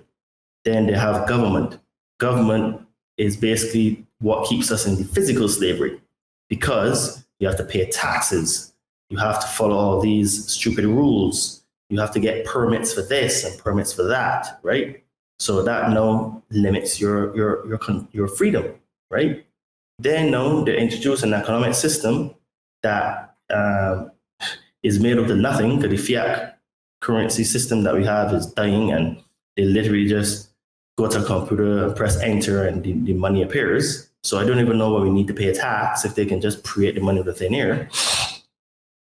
So then now, when you combine the governmental indoctrination, the religious / spiritual indoctrination, the economic indoctrination, because I am almost willing to bet that we're the only species in the entire galaxy that uses money as a form of exchange.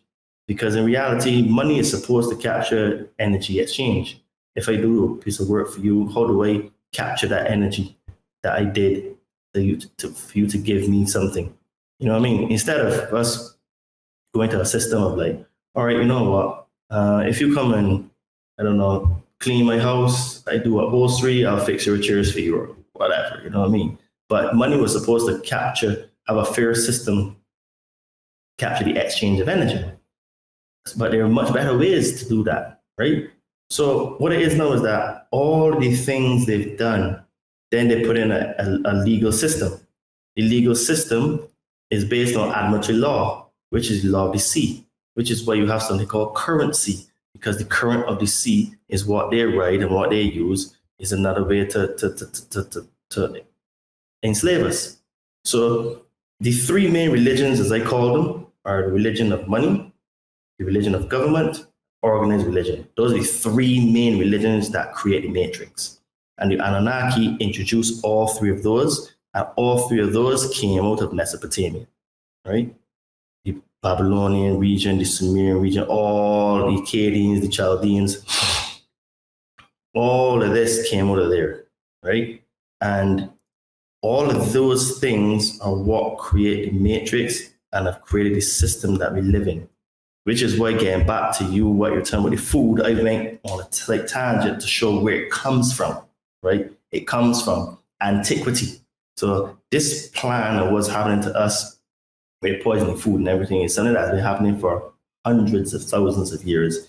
It's just now that we've gotten to a point where we can see it, right?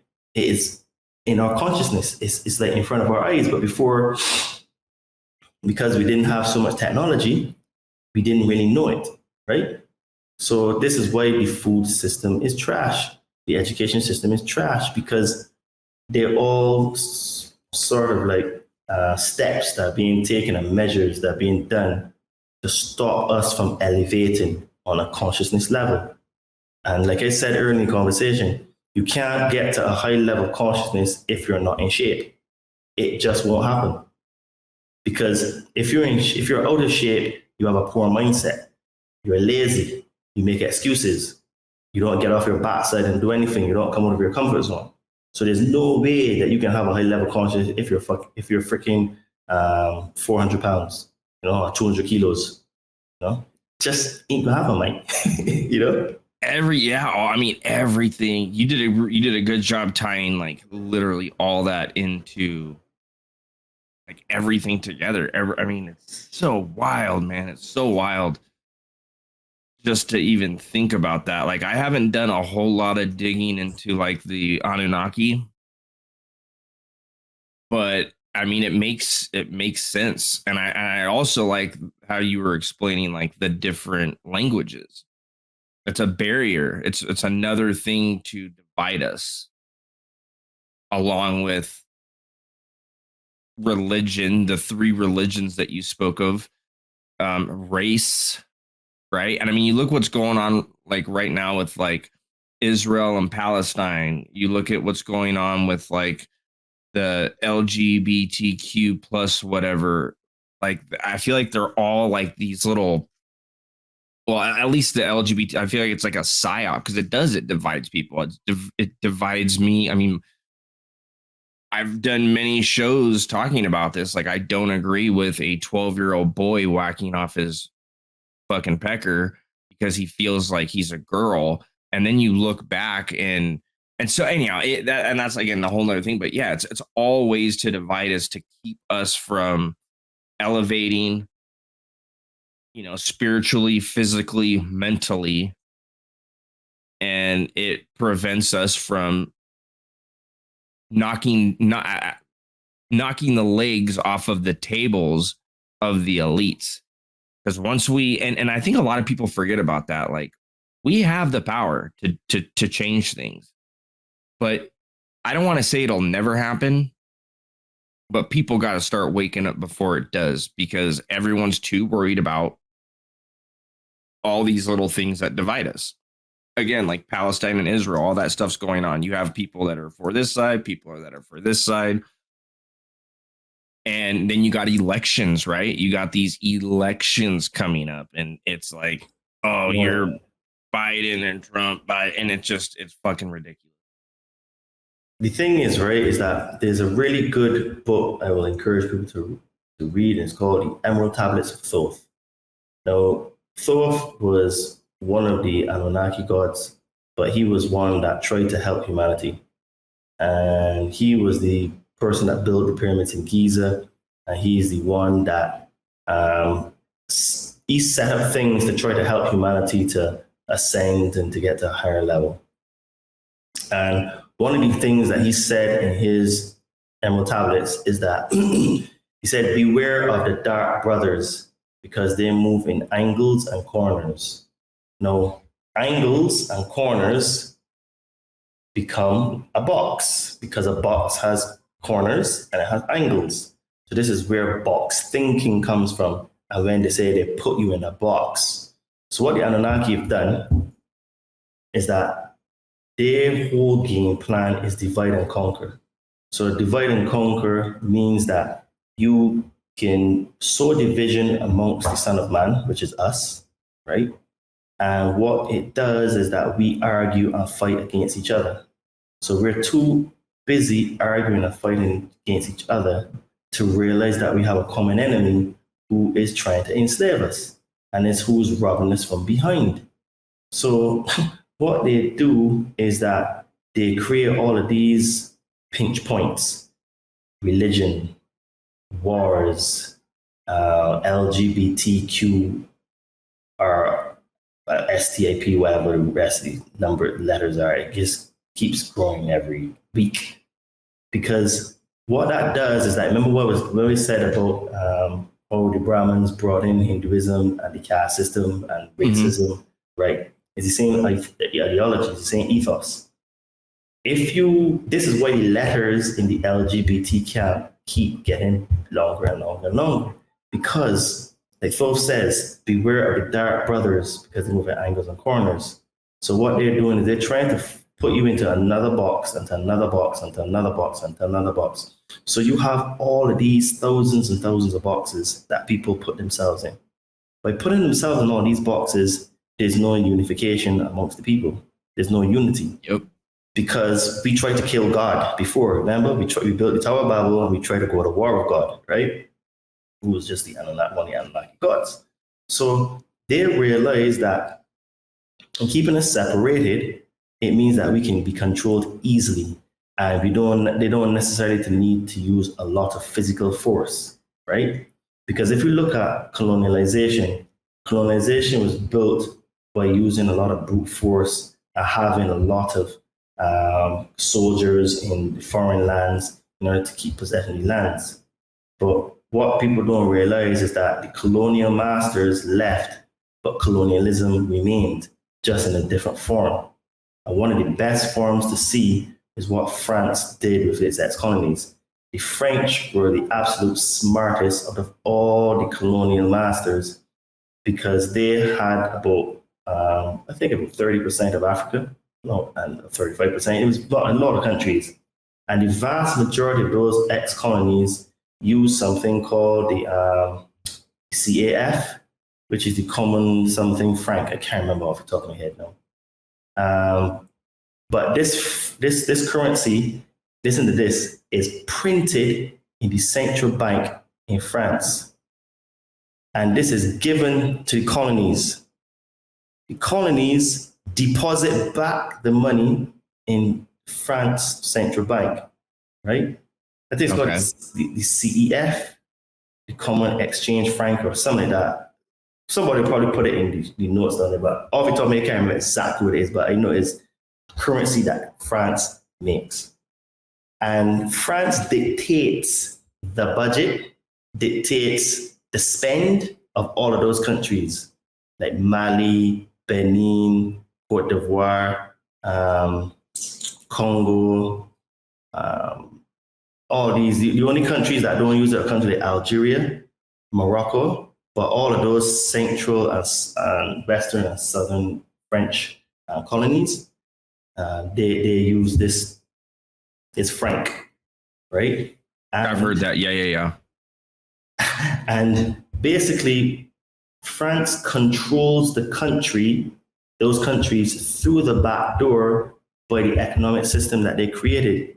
And the corrupt leaders sold out their countries to get a kickback, right? So they can probably buy a Rolls Royce or something like that, right?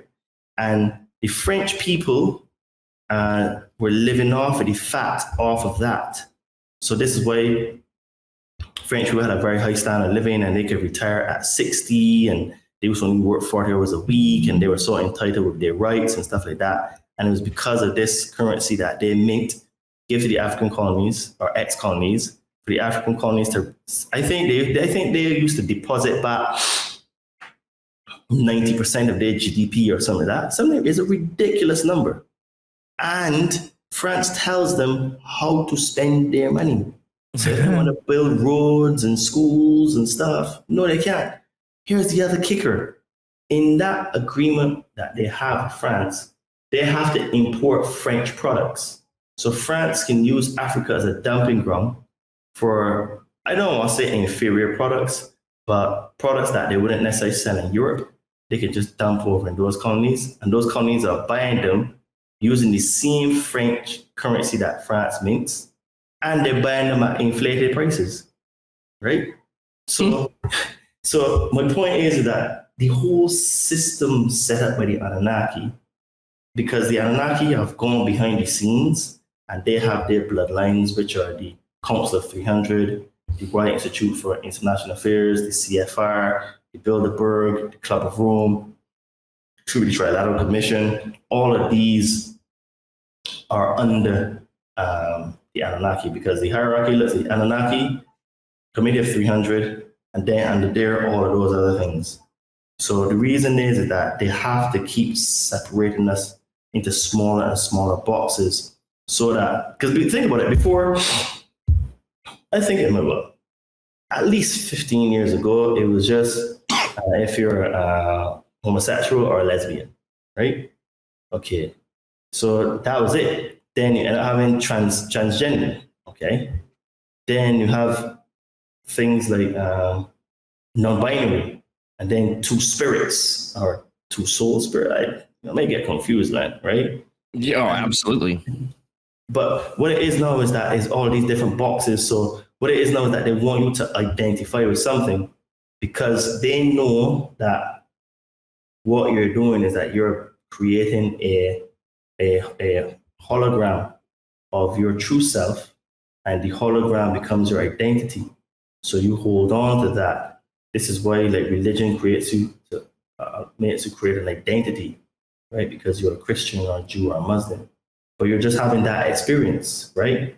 This is what Fourth said: you move in arcs or circles, because when you, instead of moving the box, you can move in an arc or a circle, which means you can go around something, and then if that thing is true, you can come back to it, right? Arcs and circles. And I also like to say, you put this thing on the shelf. So if you come across something and you're not sure about it, don't just necessarily dismiss it.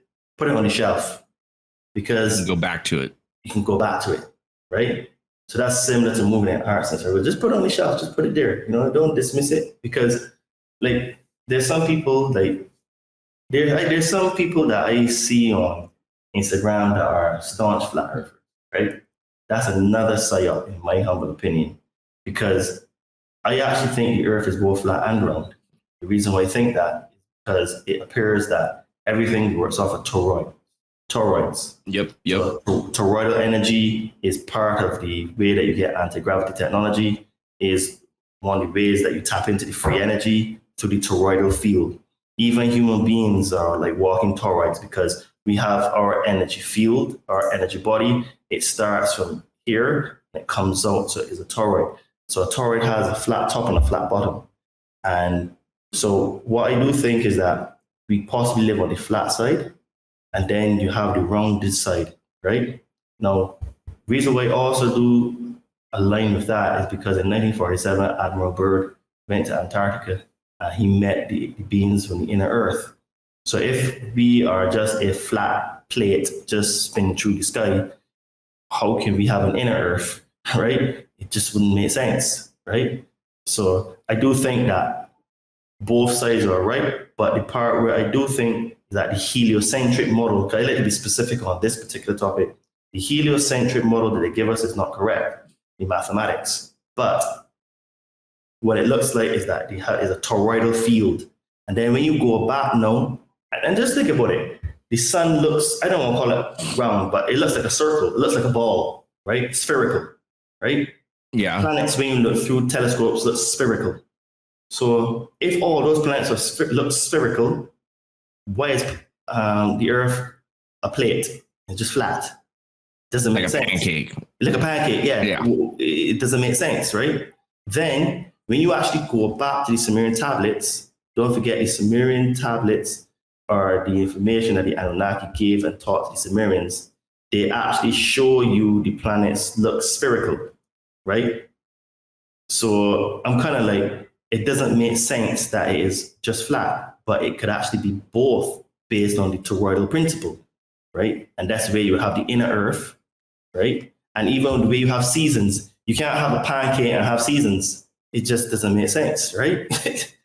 So I think it's another psyop, another way to divide because, dude, I saw online a guy said that. So you know that Joe Rogan had Terrence Howard on his show recently, right? Yes. Now I watched that, and I would say that he's very knowledgeable, and to be honest, he made me think that I think he's onto something because 1 times 1 can't be 1. Because if you time it, it means you multiply it. It means that you add to it because multiplication is just adding. So 1 times 1 can be 1. Just like 1 times 0 is 0. That doesn't make sense either because if you still have 1. Yeah, if you add nothing to something, that something still exists, right? Yep. So I think he's actually got a pretty good point because even he talks about the toroidal field and how, because when they used to create the model for Saturn, they were using a toroidal model as well, right? So that's why I'm very aligned with the toroidal model. But I saw someone on Instagram recently that, people were telling him, he should check out the interview. And he said, I'm half an hour into this podcast, and this guy said that the earth isn't flat, so I'm not even listening to him anymore. Now, again, this is where now you become religious because this is the thing, right? All right. If your ideas can't be challenged and you are not able to even challenge your own ideas that they could be wrong and critique it, you have a religion. You are in a religion because a religion comes from a doctrine, and a doctrine creates indoctrination. So remember the 3 religions I spoke to you about? Now that becomes like a subgroup in the religion because flat earth becomes your religion to the point where like, I don't even want to listen to this guy because he disagrees with my point that the earth is flat. You understand my point? Yep. I mean, yeah, I'm kind of like, I totally get where you're coming from. I do like the heliocentric model is absolute bullshit. And I think that I have a lot of buddies that are like flat earthers, but I do think flat earth gets misconstrued. Like I know a lot of people that are flat earthers, but they also do believe in like hollow earth or inner earth as well. But there are some flat earthers that are just like, it's a fucking pancake. But to your point though, like, yeah, you like me, I look at myself like a sponge, and I'm always trying to gain knowledge, right? And I'm not like dead set on one thing because I might hear something. Excuse me, I might have someone else, come into my life, or I watch something, I see something, I'm like, oh shit, dude. Like I did not even think about that. It didn't even cross my mind. And it seems kind of solid. Like it seems like there is some substance or substance to that idea. And I think the more people that are more open-minded to things like that and be willing to hear other opinions, and not only hear other opinions, but actually think about them, take the time to process them. You have this mind of yours, use it. And that's kind of what got me actually into doing the shows because, I looked into, what was that show? Loose Change. I don't know if you've ever seen the documentary Loose Change, but this was shortly after the 9/11 attacks. And there's this documentary that came out. I'm 33 now. I think I was like 15 or 16. And I'm like, holy shit, dude. There's no way that went down the way that they said it went down because there are these are like scientists, people, engineers that are like, it's not possible. Jet fuel cannot melt steel beams. It's not possible. And once you start opening your mind to these things, I mean, the possibilities are endless. And I think if more people were willing to do that, like I have family members, like my mom, for instance, like I've opened her up to a couple of different things. I always shit on the heliocentric model with her. I will talk about, like I told her, don't get the vaccine, da da da da da. And she goes, I won't. Ended up getting it. Now she's got like a lump in her neck that she got after the fact. But there's certain subjects like with her that like I don't even bring up because I'm going to be talking to a rock, and 9/11 is one of them. Her husband was from New York. So I think because of that, because he knows people or knew of people that had died, it's just, they get you with the trauma. And because you know someone, same thing with fucking COVID, dude. Like, oh, COVID was real. I know someone that died from it. It's like, all right, dude, like I can't even have this conversation with you because all you think about is what you've been told. And like your grandmother, yeah, might have passed away from it. So therefore you like have like this emotional attachment to that idea, that thought process, and you're not willing to break it.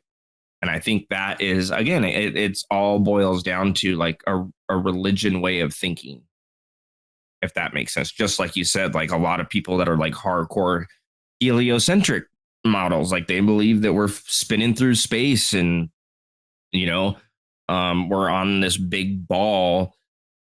They get their mindset on that, and that's their religion. That's their truth. That's what they believe in. This is why I look at I think it's both flat and round, right? I've only done one show where one guy actually agrees with me and he thinks the same like me, where like the part where we're on might be flat. But like you said, how can you have just a pancake, right? Yep. You look through it. I've looked through a telescope. I've seen Saturn. I've seen Venus. I've seen Mercury. Dude, all of these planets look roundish, right? They may not be like you see, this is why I don't know what word to really use to describe, because when you start to say round, they think maybe it's like a perfect circle, but it's not, because I was even if you look at, I think is it no, it's not Saturn. I think it's Uranus or Pluto, one of those planets. It looks round, but there's a bit of a chunk taken out of it, so it's not like perfect. Yes, like a crater or something off to the side. Yeah, right. So people tend to lose their marbles when you say that the Earth is round, but I don't necessarily mean that you take a protractor and draw it perfectly circular. No, it is not. The mathematics it doesn't support that. But what I would say is that when you look back, there are two places. There's three things that really lead me to this thinking. One, when you look at the Sumerian tablets, there's a tablet that shows you the sun in the center, and it shows you all the planets going around the sun. Don't forget, the Sumerians our society is based on the Sumerian society. The Anunnaki taught the Sumerians. They passed on knowledge, right? And they also have tablets that show you the Sirius constellation and stuff like that. These are constellations that we didn't know until recent 100 years ago, right? Mm. And in that particular tablet, you have the sun, and it has it sticking out to show that it's round. Mm-hmm. And you have all the other planets with a bit of a sticking out a little bit to indicate that there's some roundness to it, right? Mm-hmm. Then in the Emerald Tablets of Thoth said, I built the pyramids in the Earth's plane. Now, when you upscale the Pyramid of Giza 43,200 times, the apex and the base of the pyramid fit into the circular, the circumference of the Earth, right? Perfectly 43,200 times. Fun fact for you, 432 hertz is the hertz that is the Earth's frequency, right? So even that can't be a coincidence where it's 43,200 times when you upscale it, because everything is done through sacred geometry, and these sacred geometry things are what create the universe, right? And then the whole principle of like toroidal field, we have a toroidal field inside of us because we have a Merkaba. You know what's a Merkaba? Merkaba. No, is that like a chakra? No. Close. So to give you a good example of what the Merkaba looks like, it is the star on the Israeli flag. That's what a Merkaba looks like.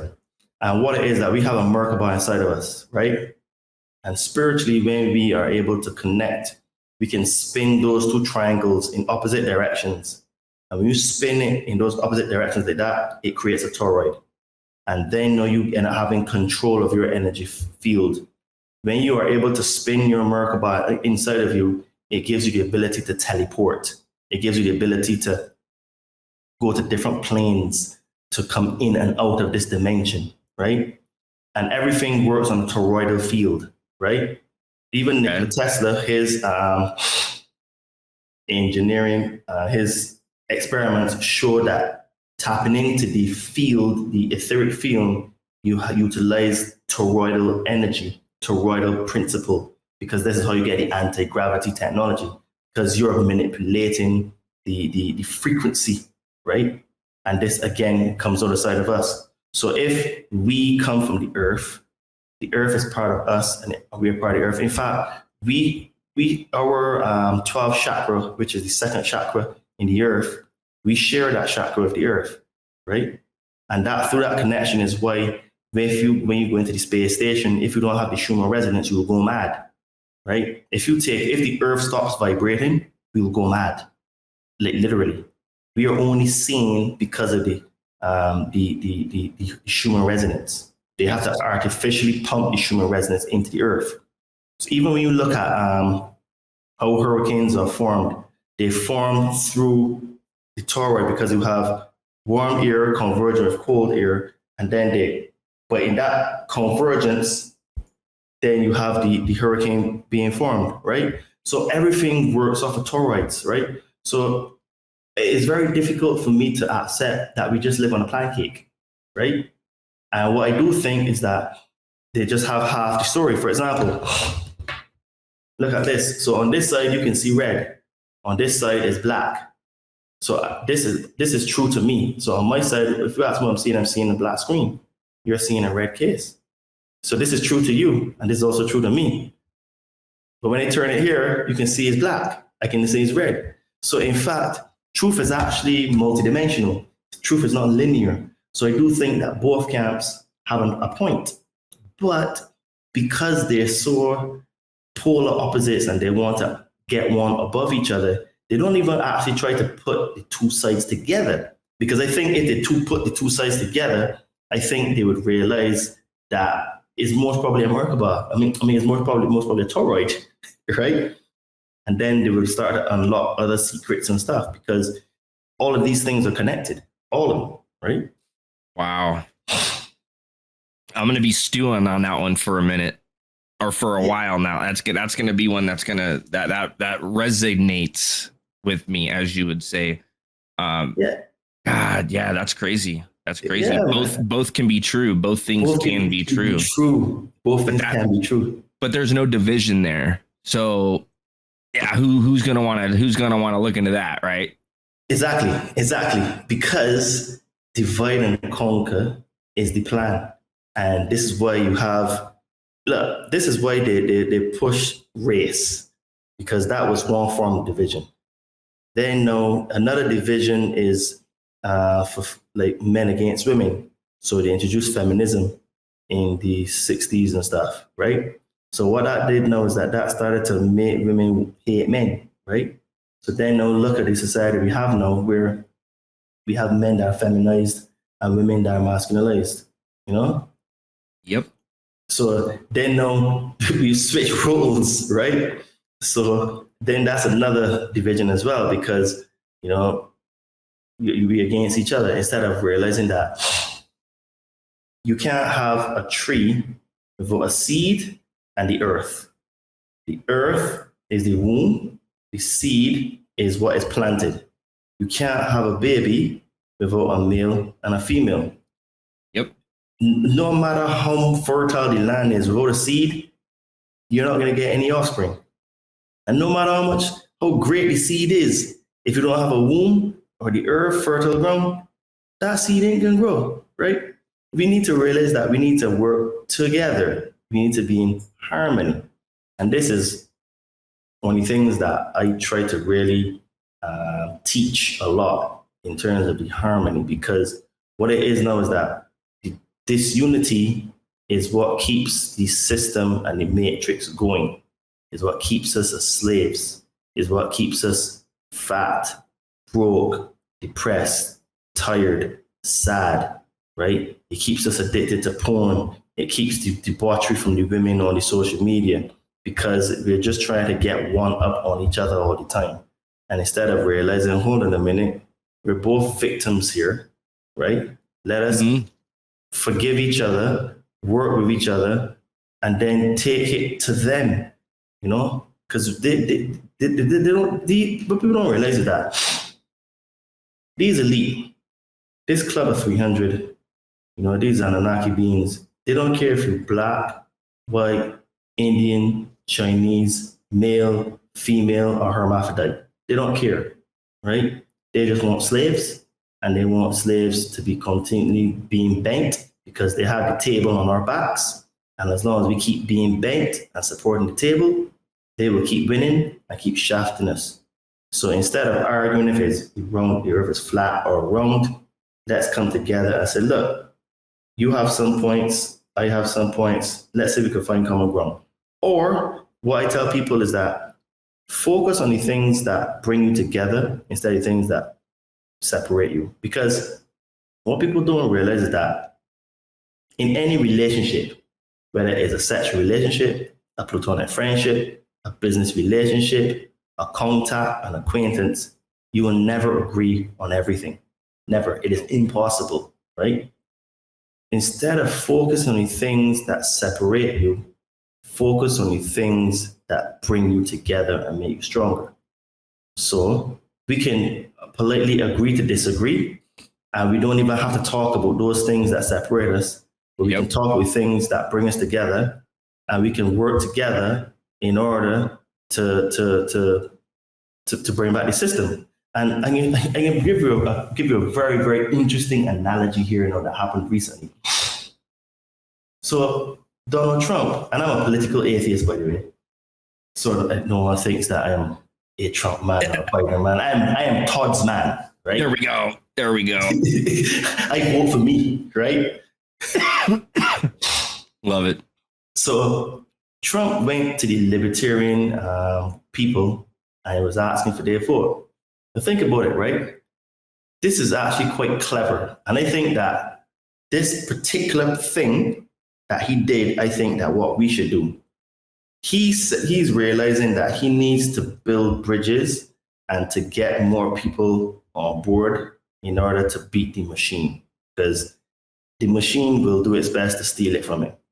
So he reached out to the libertarians, and I thought that was quite interesting. And he said, I'm going to pardon Julian Assange and the other guy, Albright, the guy from Silk Road. Can you remember his name off the top of your head? No, I got the Assange though, but no. Ross Albright, that's it. There you go. There you go. Right. So he's going to pardon Ross, and he's thinking about pardoning Julian Assange. And he said something that would resonate with them as well, that he would make sure that there's deregulation for cryptocurrency and all that kind of stuff. Now, think about it, right? He's a politician. Now, why this guy is very clever, right? Again, I'm politically atheist, but there's certain things I really like about him.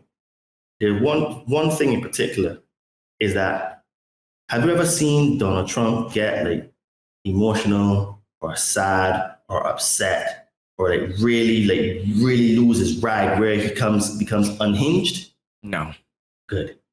That is the quality of a man, that particular quality is what all men should have.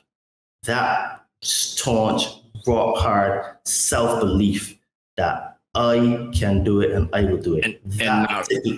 And not letting the emotions and everyone else sway this, sway that. Yeah, you just right. That particular thing, I like, give me that.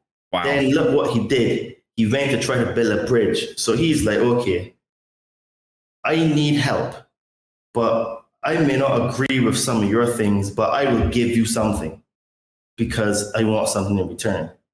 So he's trying to build a bridge and to find common ground with people who are not his people, right? Is the same with like the flat earth and the from earth people, the religious people, the Jews or the Christians, whatever. They should sit down and put all the information together and say, hey, let's try to figure this stuff out. We may not agree on this and that, but hey, we agree with this, we agree with this, and we agree with this. And then what can happen is you can start to connect the dots when you do that, right? Now, if we don't try to find common ground amongst ourselves, because like I said before, in all relationships, there is discord, right? There is disagreements. Focus on the things that bring you together so you can work together to go to the system, to take it to the system. This is what we need to do. I may believe the sun is God. You may think the moon is God. All right, cool, but we still being enslaved. So we put those two ideas of sun worship and moon worship to side and say, look, hey dude, how can we take the system? Well, you can say, well, you know what? I have a farm. I said, okay, you know what? I'm going to start buying milk and tomatoes from the supermarket. I'll come and buy from you. Because if the more money I take out of their pocket and the more money I put in your pocket, it means that I can call you anytime I need help, right? Yep. Something. Yep. That is... This is how we should be thinking, right? Yep. I agree. And yeah, I was doing a show. We were talking about just knowing your neighbor and like saying hi to your neighbor and establishing that relationship. Like, hey, I'm going to be going out of town for a week. I need you to, can you do me a favor and just keep an eye on my house. Here's my number if something goes wrong. Or, hey, I have a little bit of extra tomatoes or whatever, and I noticed that you have a pomegranate tree. Can we swap? Like little things like that. Excuse me, but Todd, dude, I can shit. I could talk to you all night about this stuff, dude. You're very knowledgeable. I greatly appreciate your time.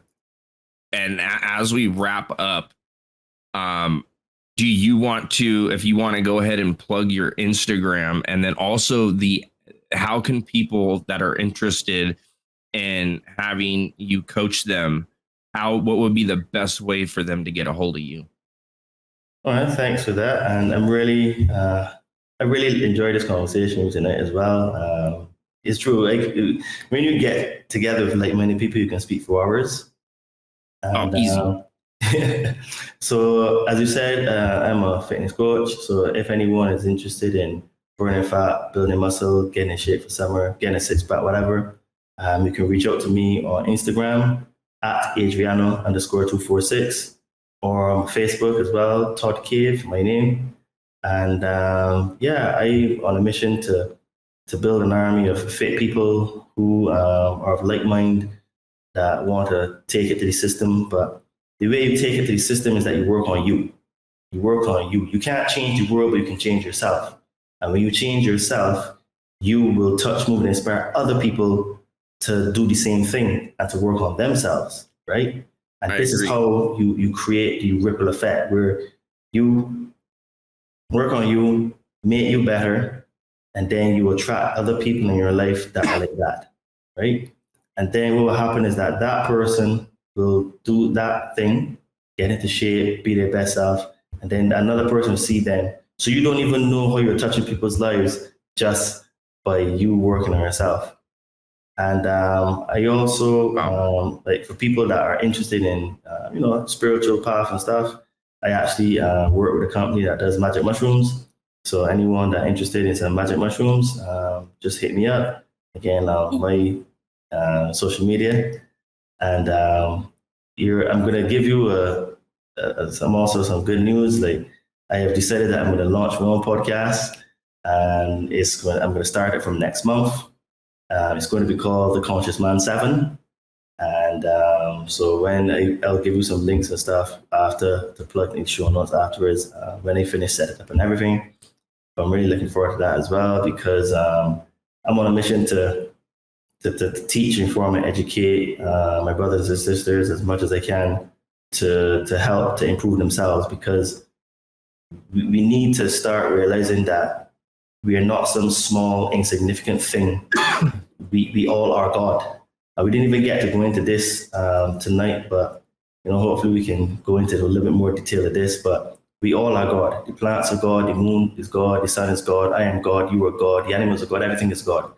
And when you start to realize that, you realize that you're greater than you really think you are, because the power of the universe, you're greater than you think you are, and the power of the universe is inside of you. Because you're made of the same things the universe is made of, the same stardust, the same elements you're made of. You're a great immortal being. You can't really die.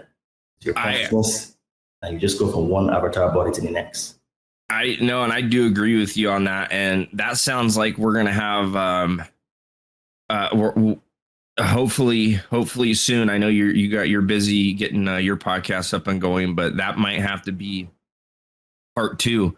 And we'll go into that, because there was a lot of things that I wanted to ask you too that I wasn't able to get to. But this was a absolute great conversation. If I didn't have 2 kids out there that are about to be sacking out, I would be more than happy. We could have talked longer. However, I dropped the ball and I completely spaced it. And again, forgive me for that. I don't ever do that ever. I've only actually had to bail on I think 2 shows, and that was a couple months ago. And that was because my eardrum, I had an ear infection, but it was on the inside of my eardrum, and it blew my eardrum out. And that was one of the worst pains I've ever had in my life. But this normally does not happen. But thank you again, Todd. Seriously, thank you so much. I wish you nothing but the best. I'm going to have to go back and re-listen to this one, because this is one of those ones that are packed with a lot of information, and it's going to take me a minute to absorb all of it. But I had an absolute blast with you tonight, brother. I will put down your Instagram. I'll have all that in the show notes. And I really look forward to your show. I look forward to that podcast coming out. I think a lot of people are going to be able to benefit from it. Yes, I hope so as well, because, this is something that I kind of shied away from, but my mother was a teacher. My sister has become a teacher, and I'm becoming a teacher as well. So it seems to be the blood of the family. So I thoroughly enjoy it. And I'm just here to serve, to help as much as I can, help people get fit, people who want to get some magic mushrooms, whatever the case may be. If you've got any questions about the information that we spoke about tonight, hit me up on Instagram at Adriana_246 or Todd Cave, Facebook. And watch out for the Conscious Man 7 coming to a corner near you very, very soon. Let's go. Well, I'm going to be hitting you up on those magic mushrooms. I'm almost out of my chocolate bars over here, so I'll definitely be reaching out to you. And with that being said, thank you guys all for listening.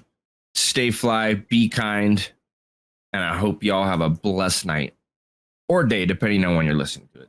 Bye.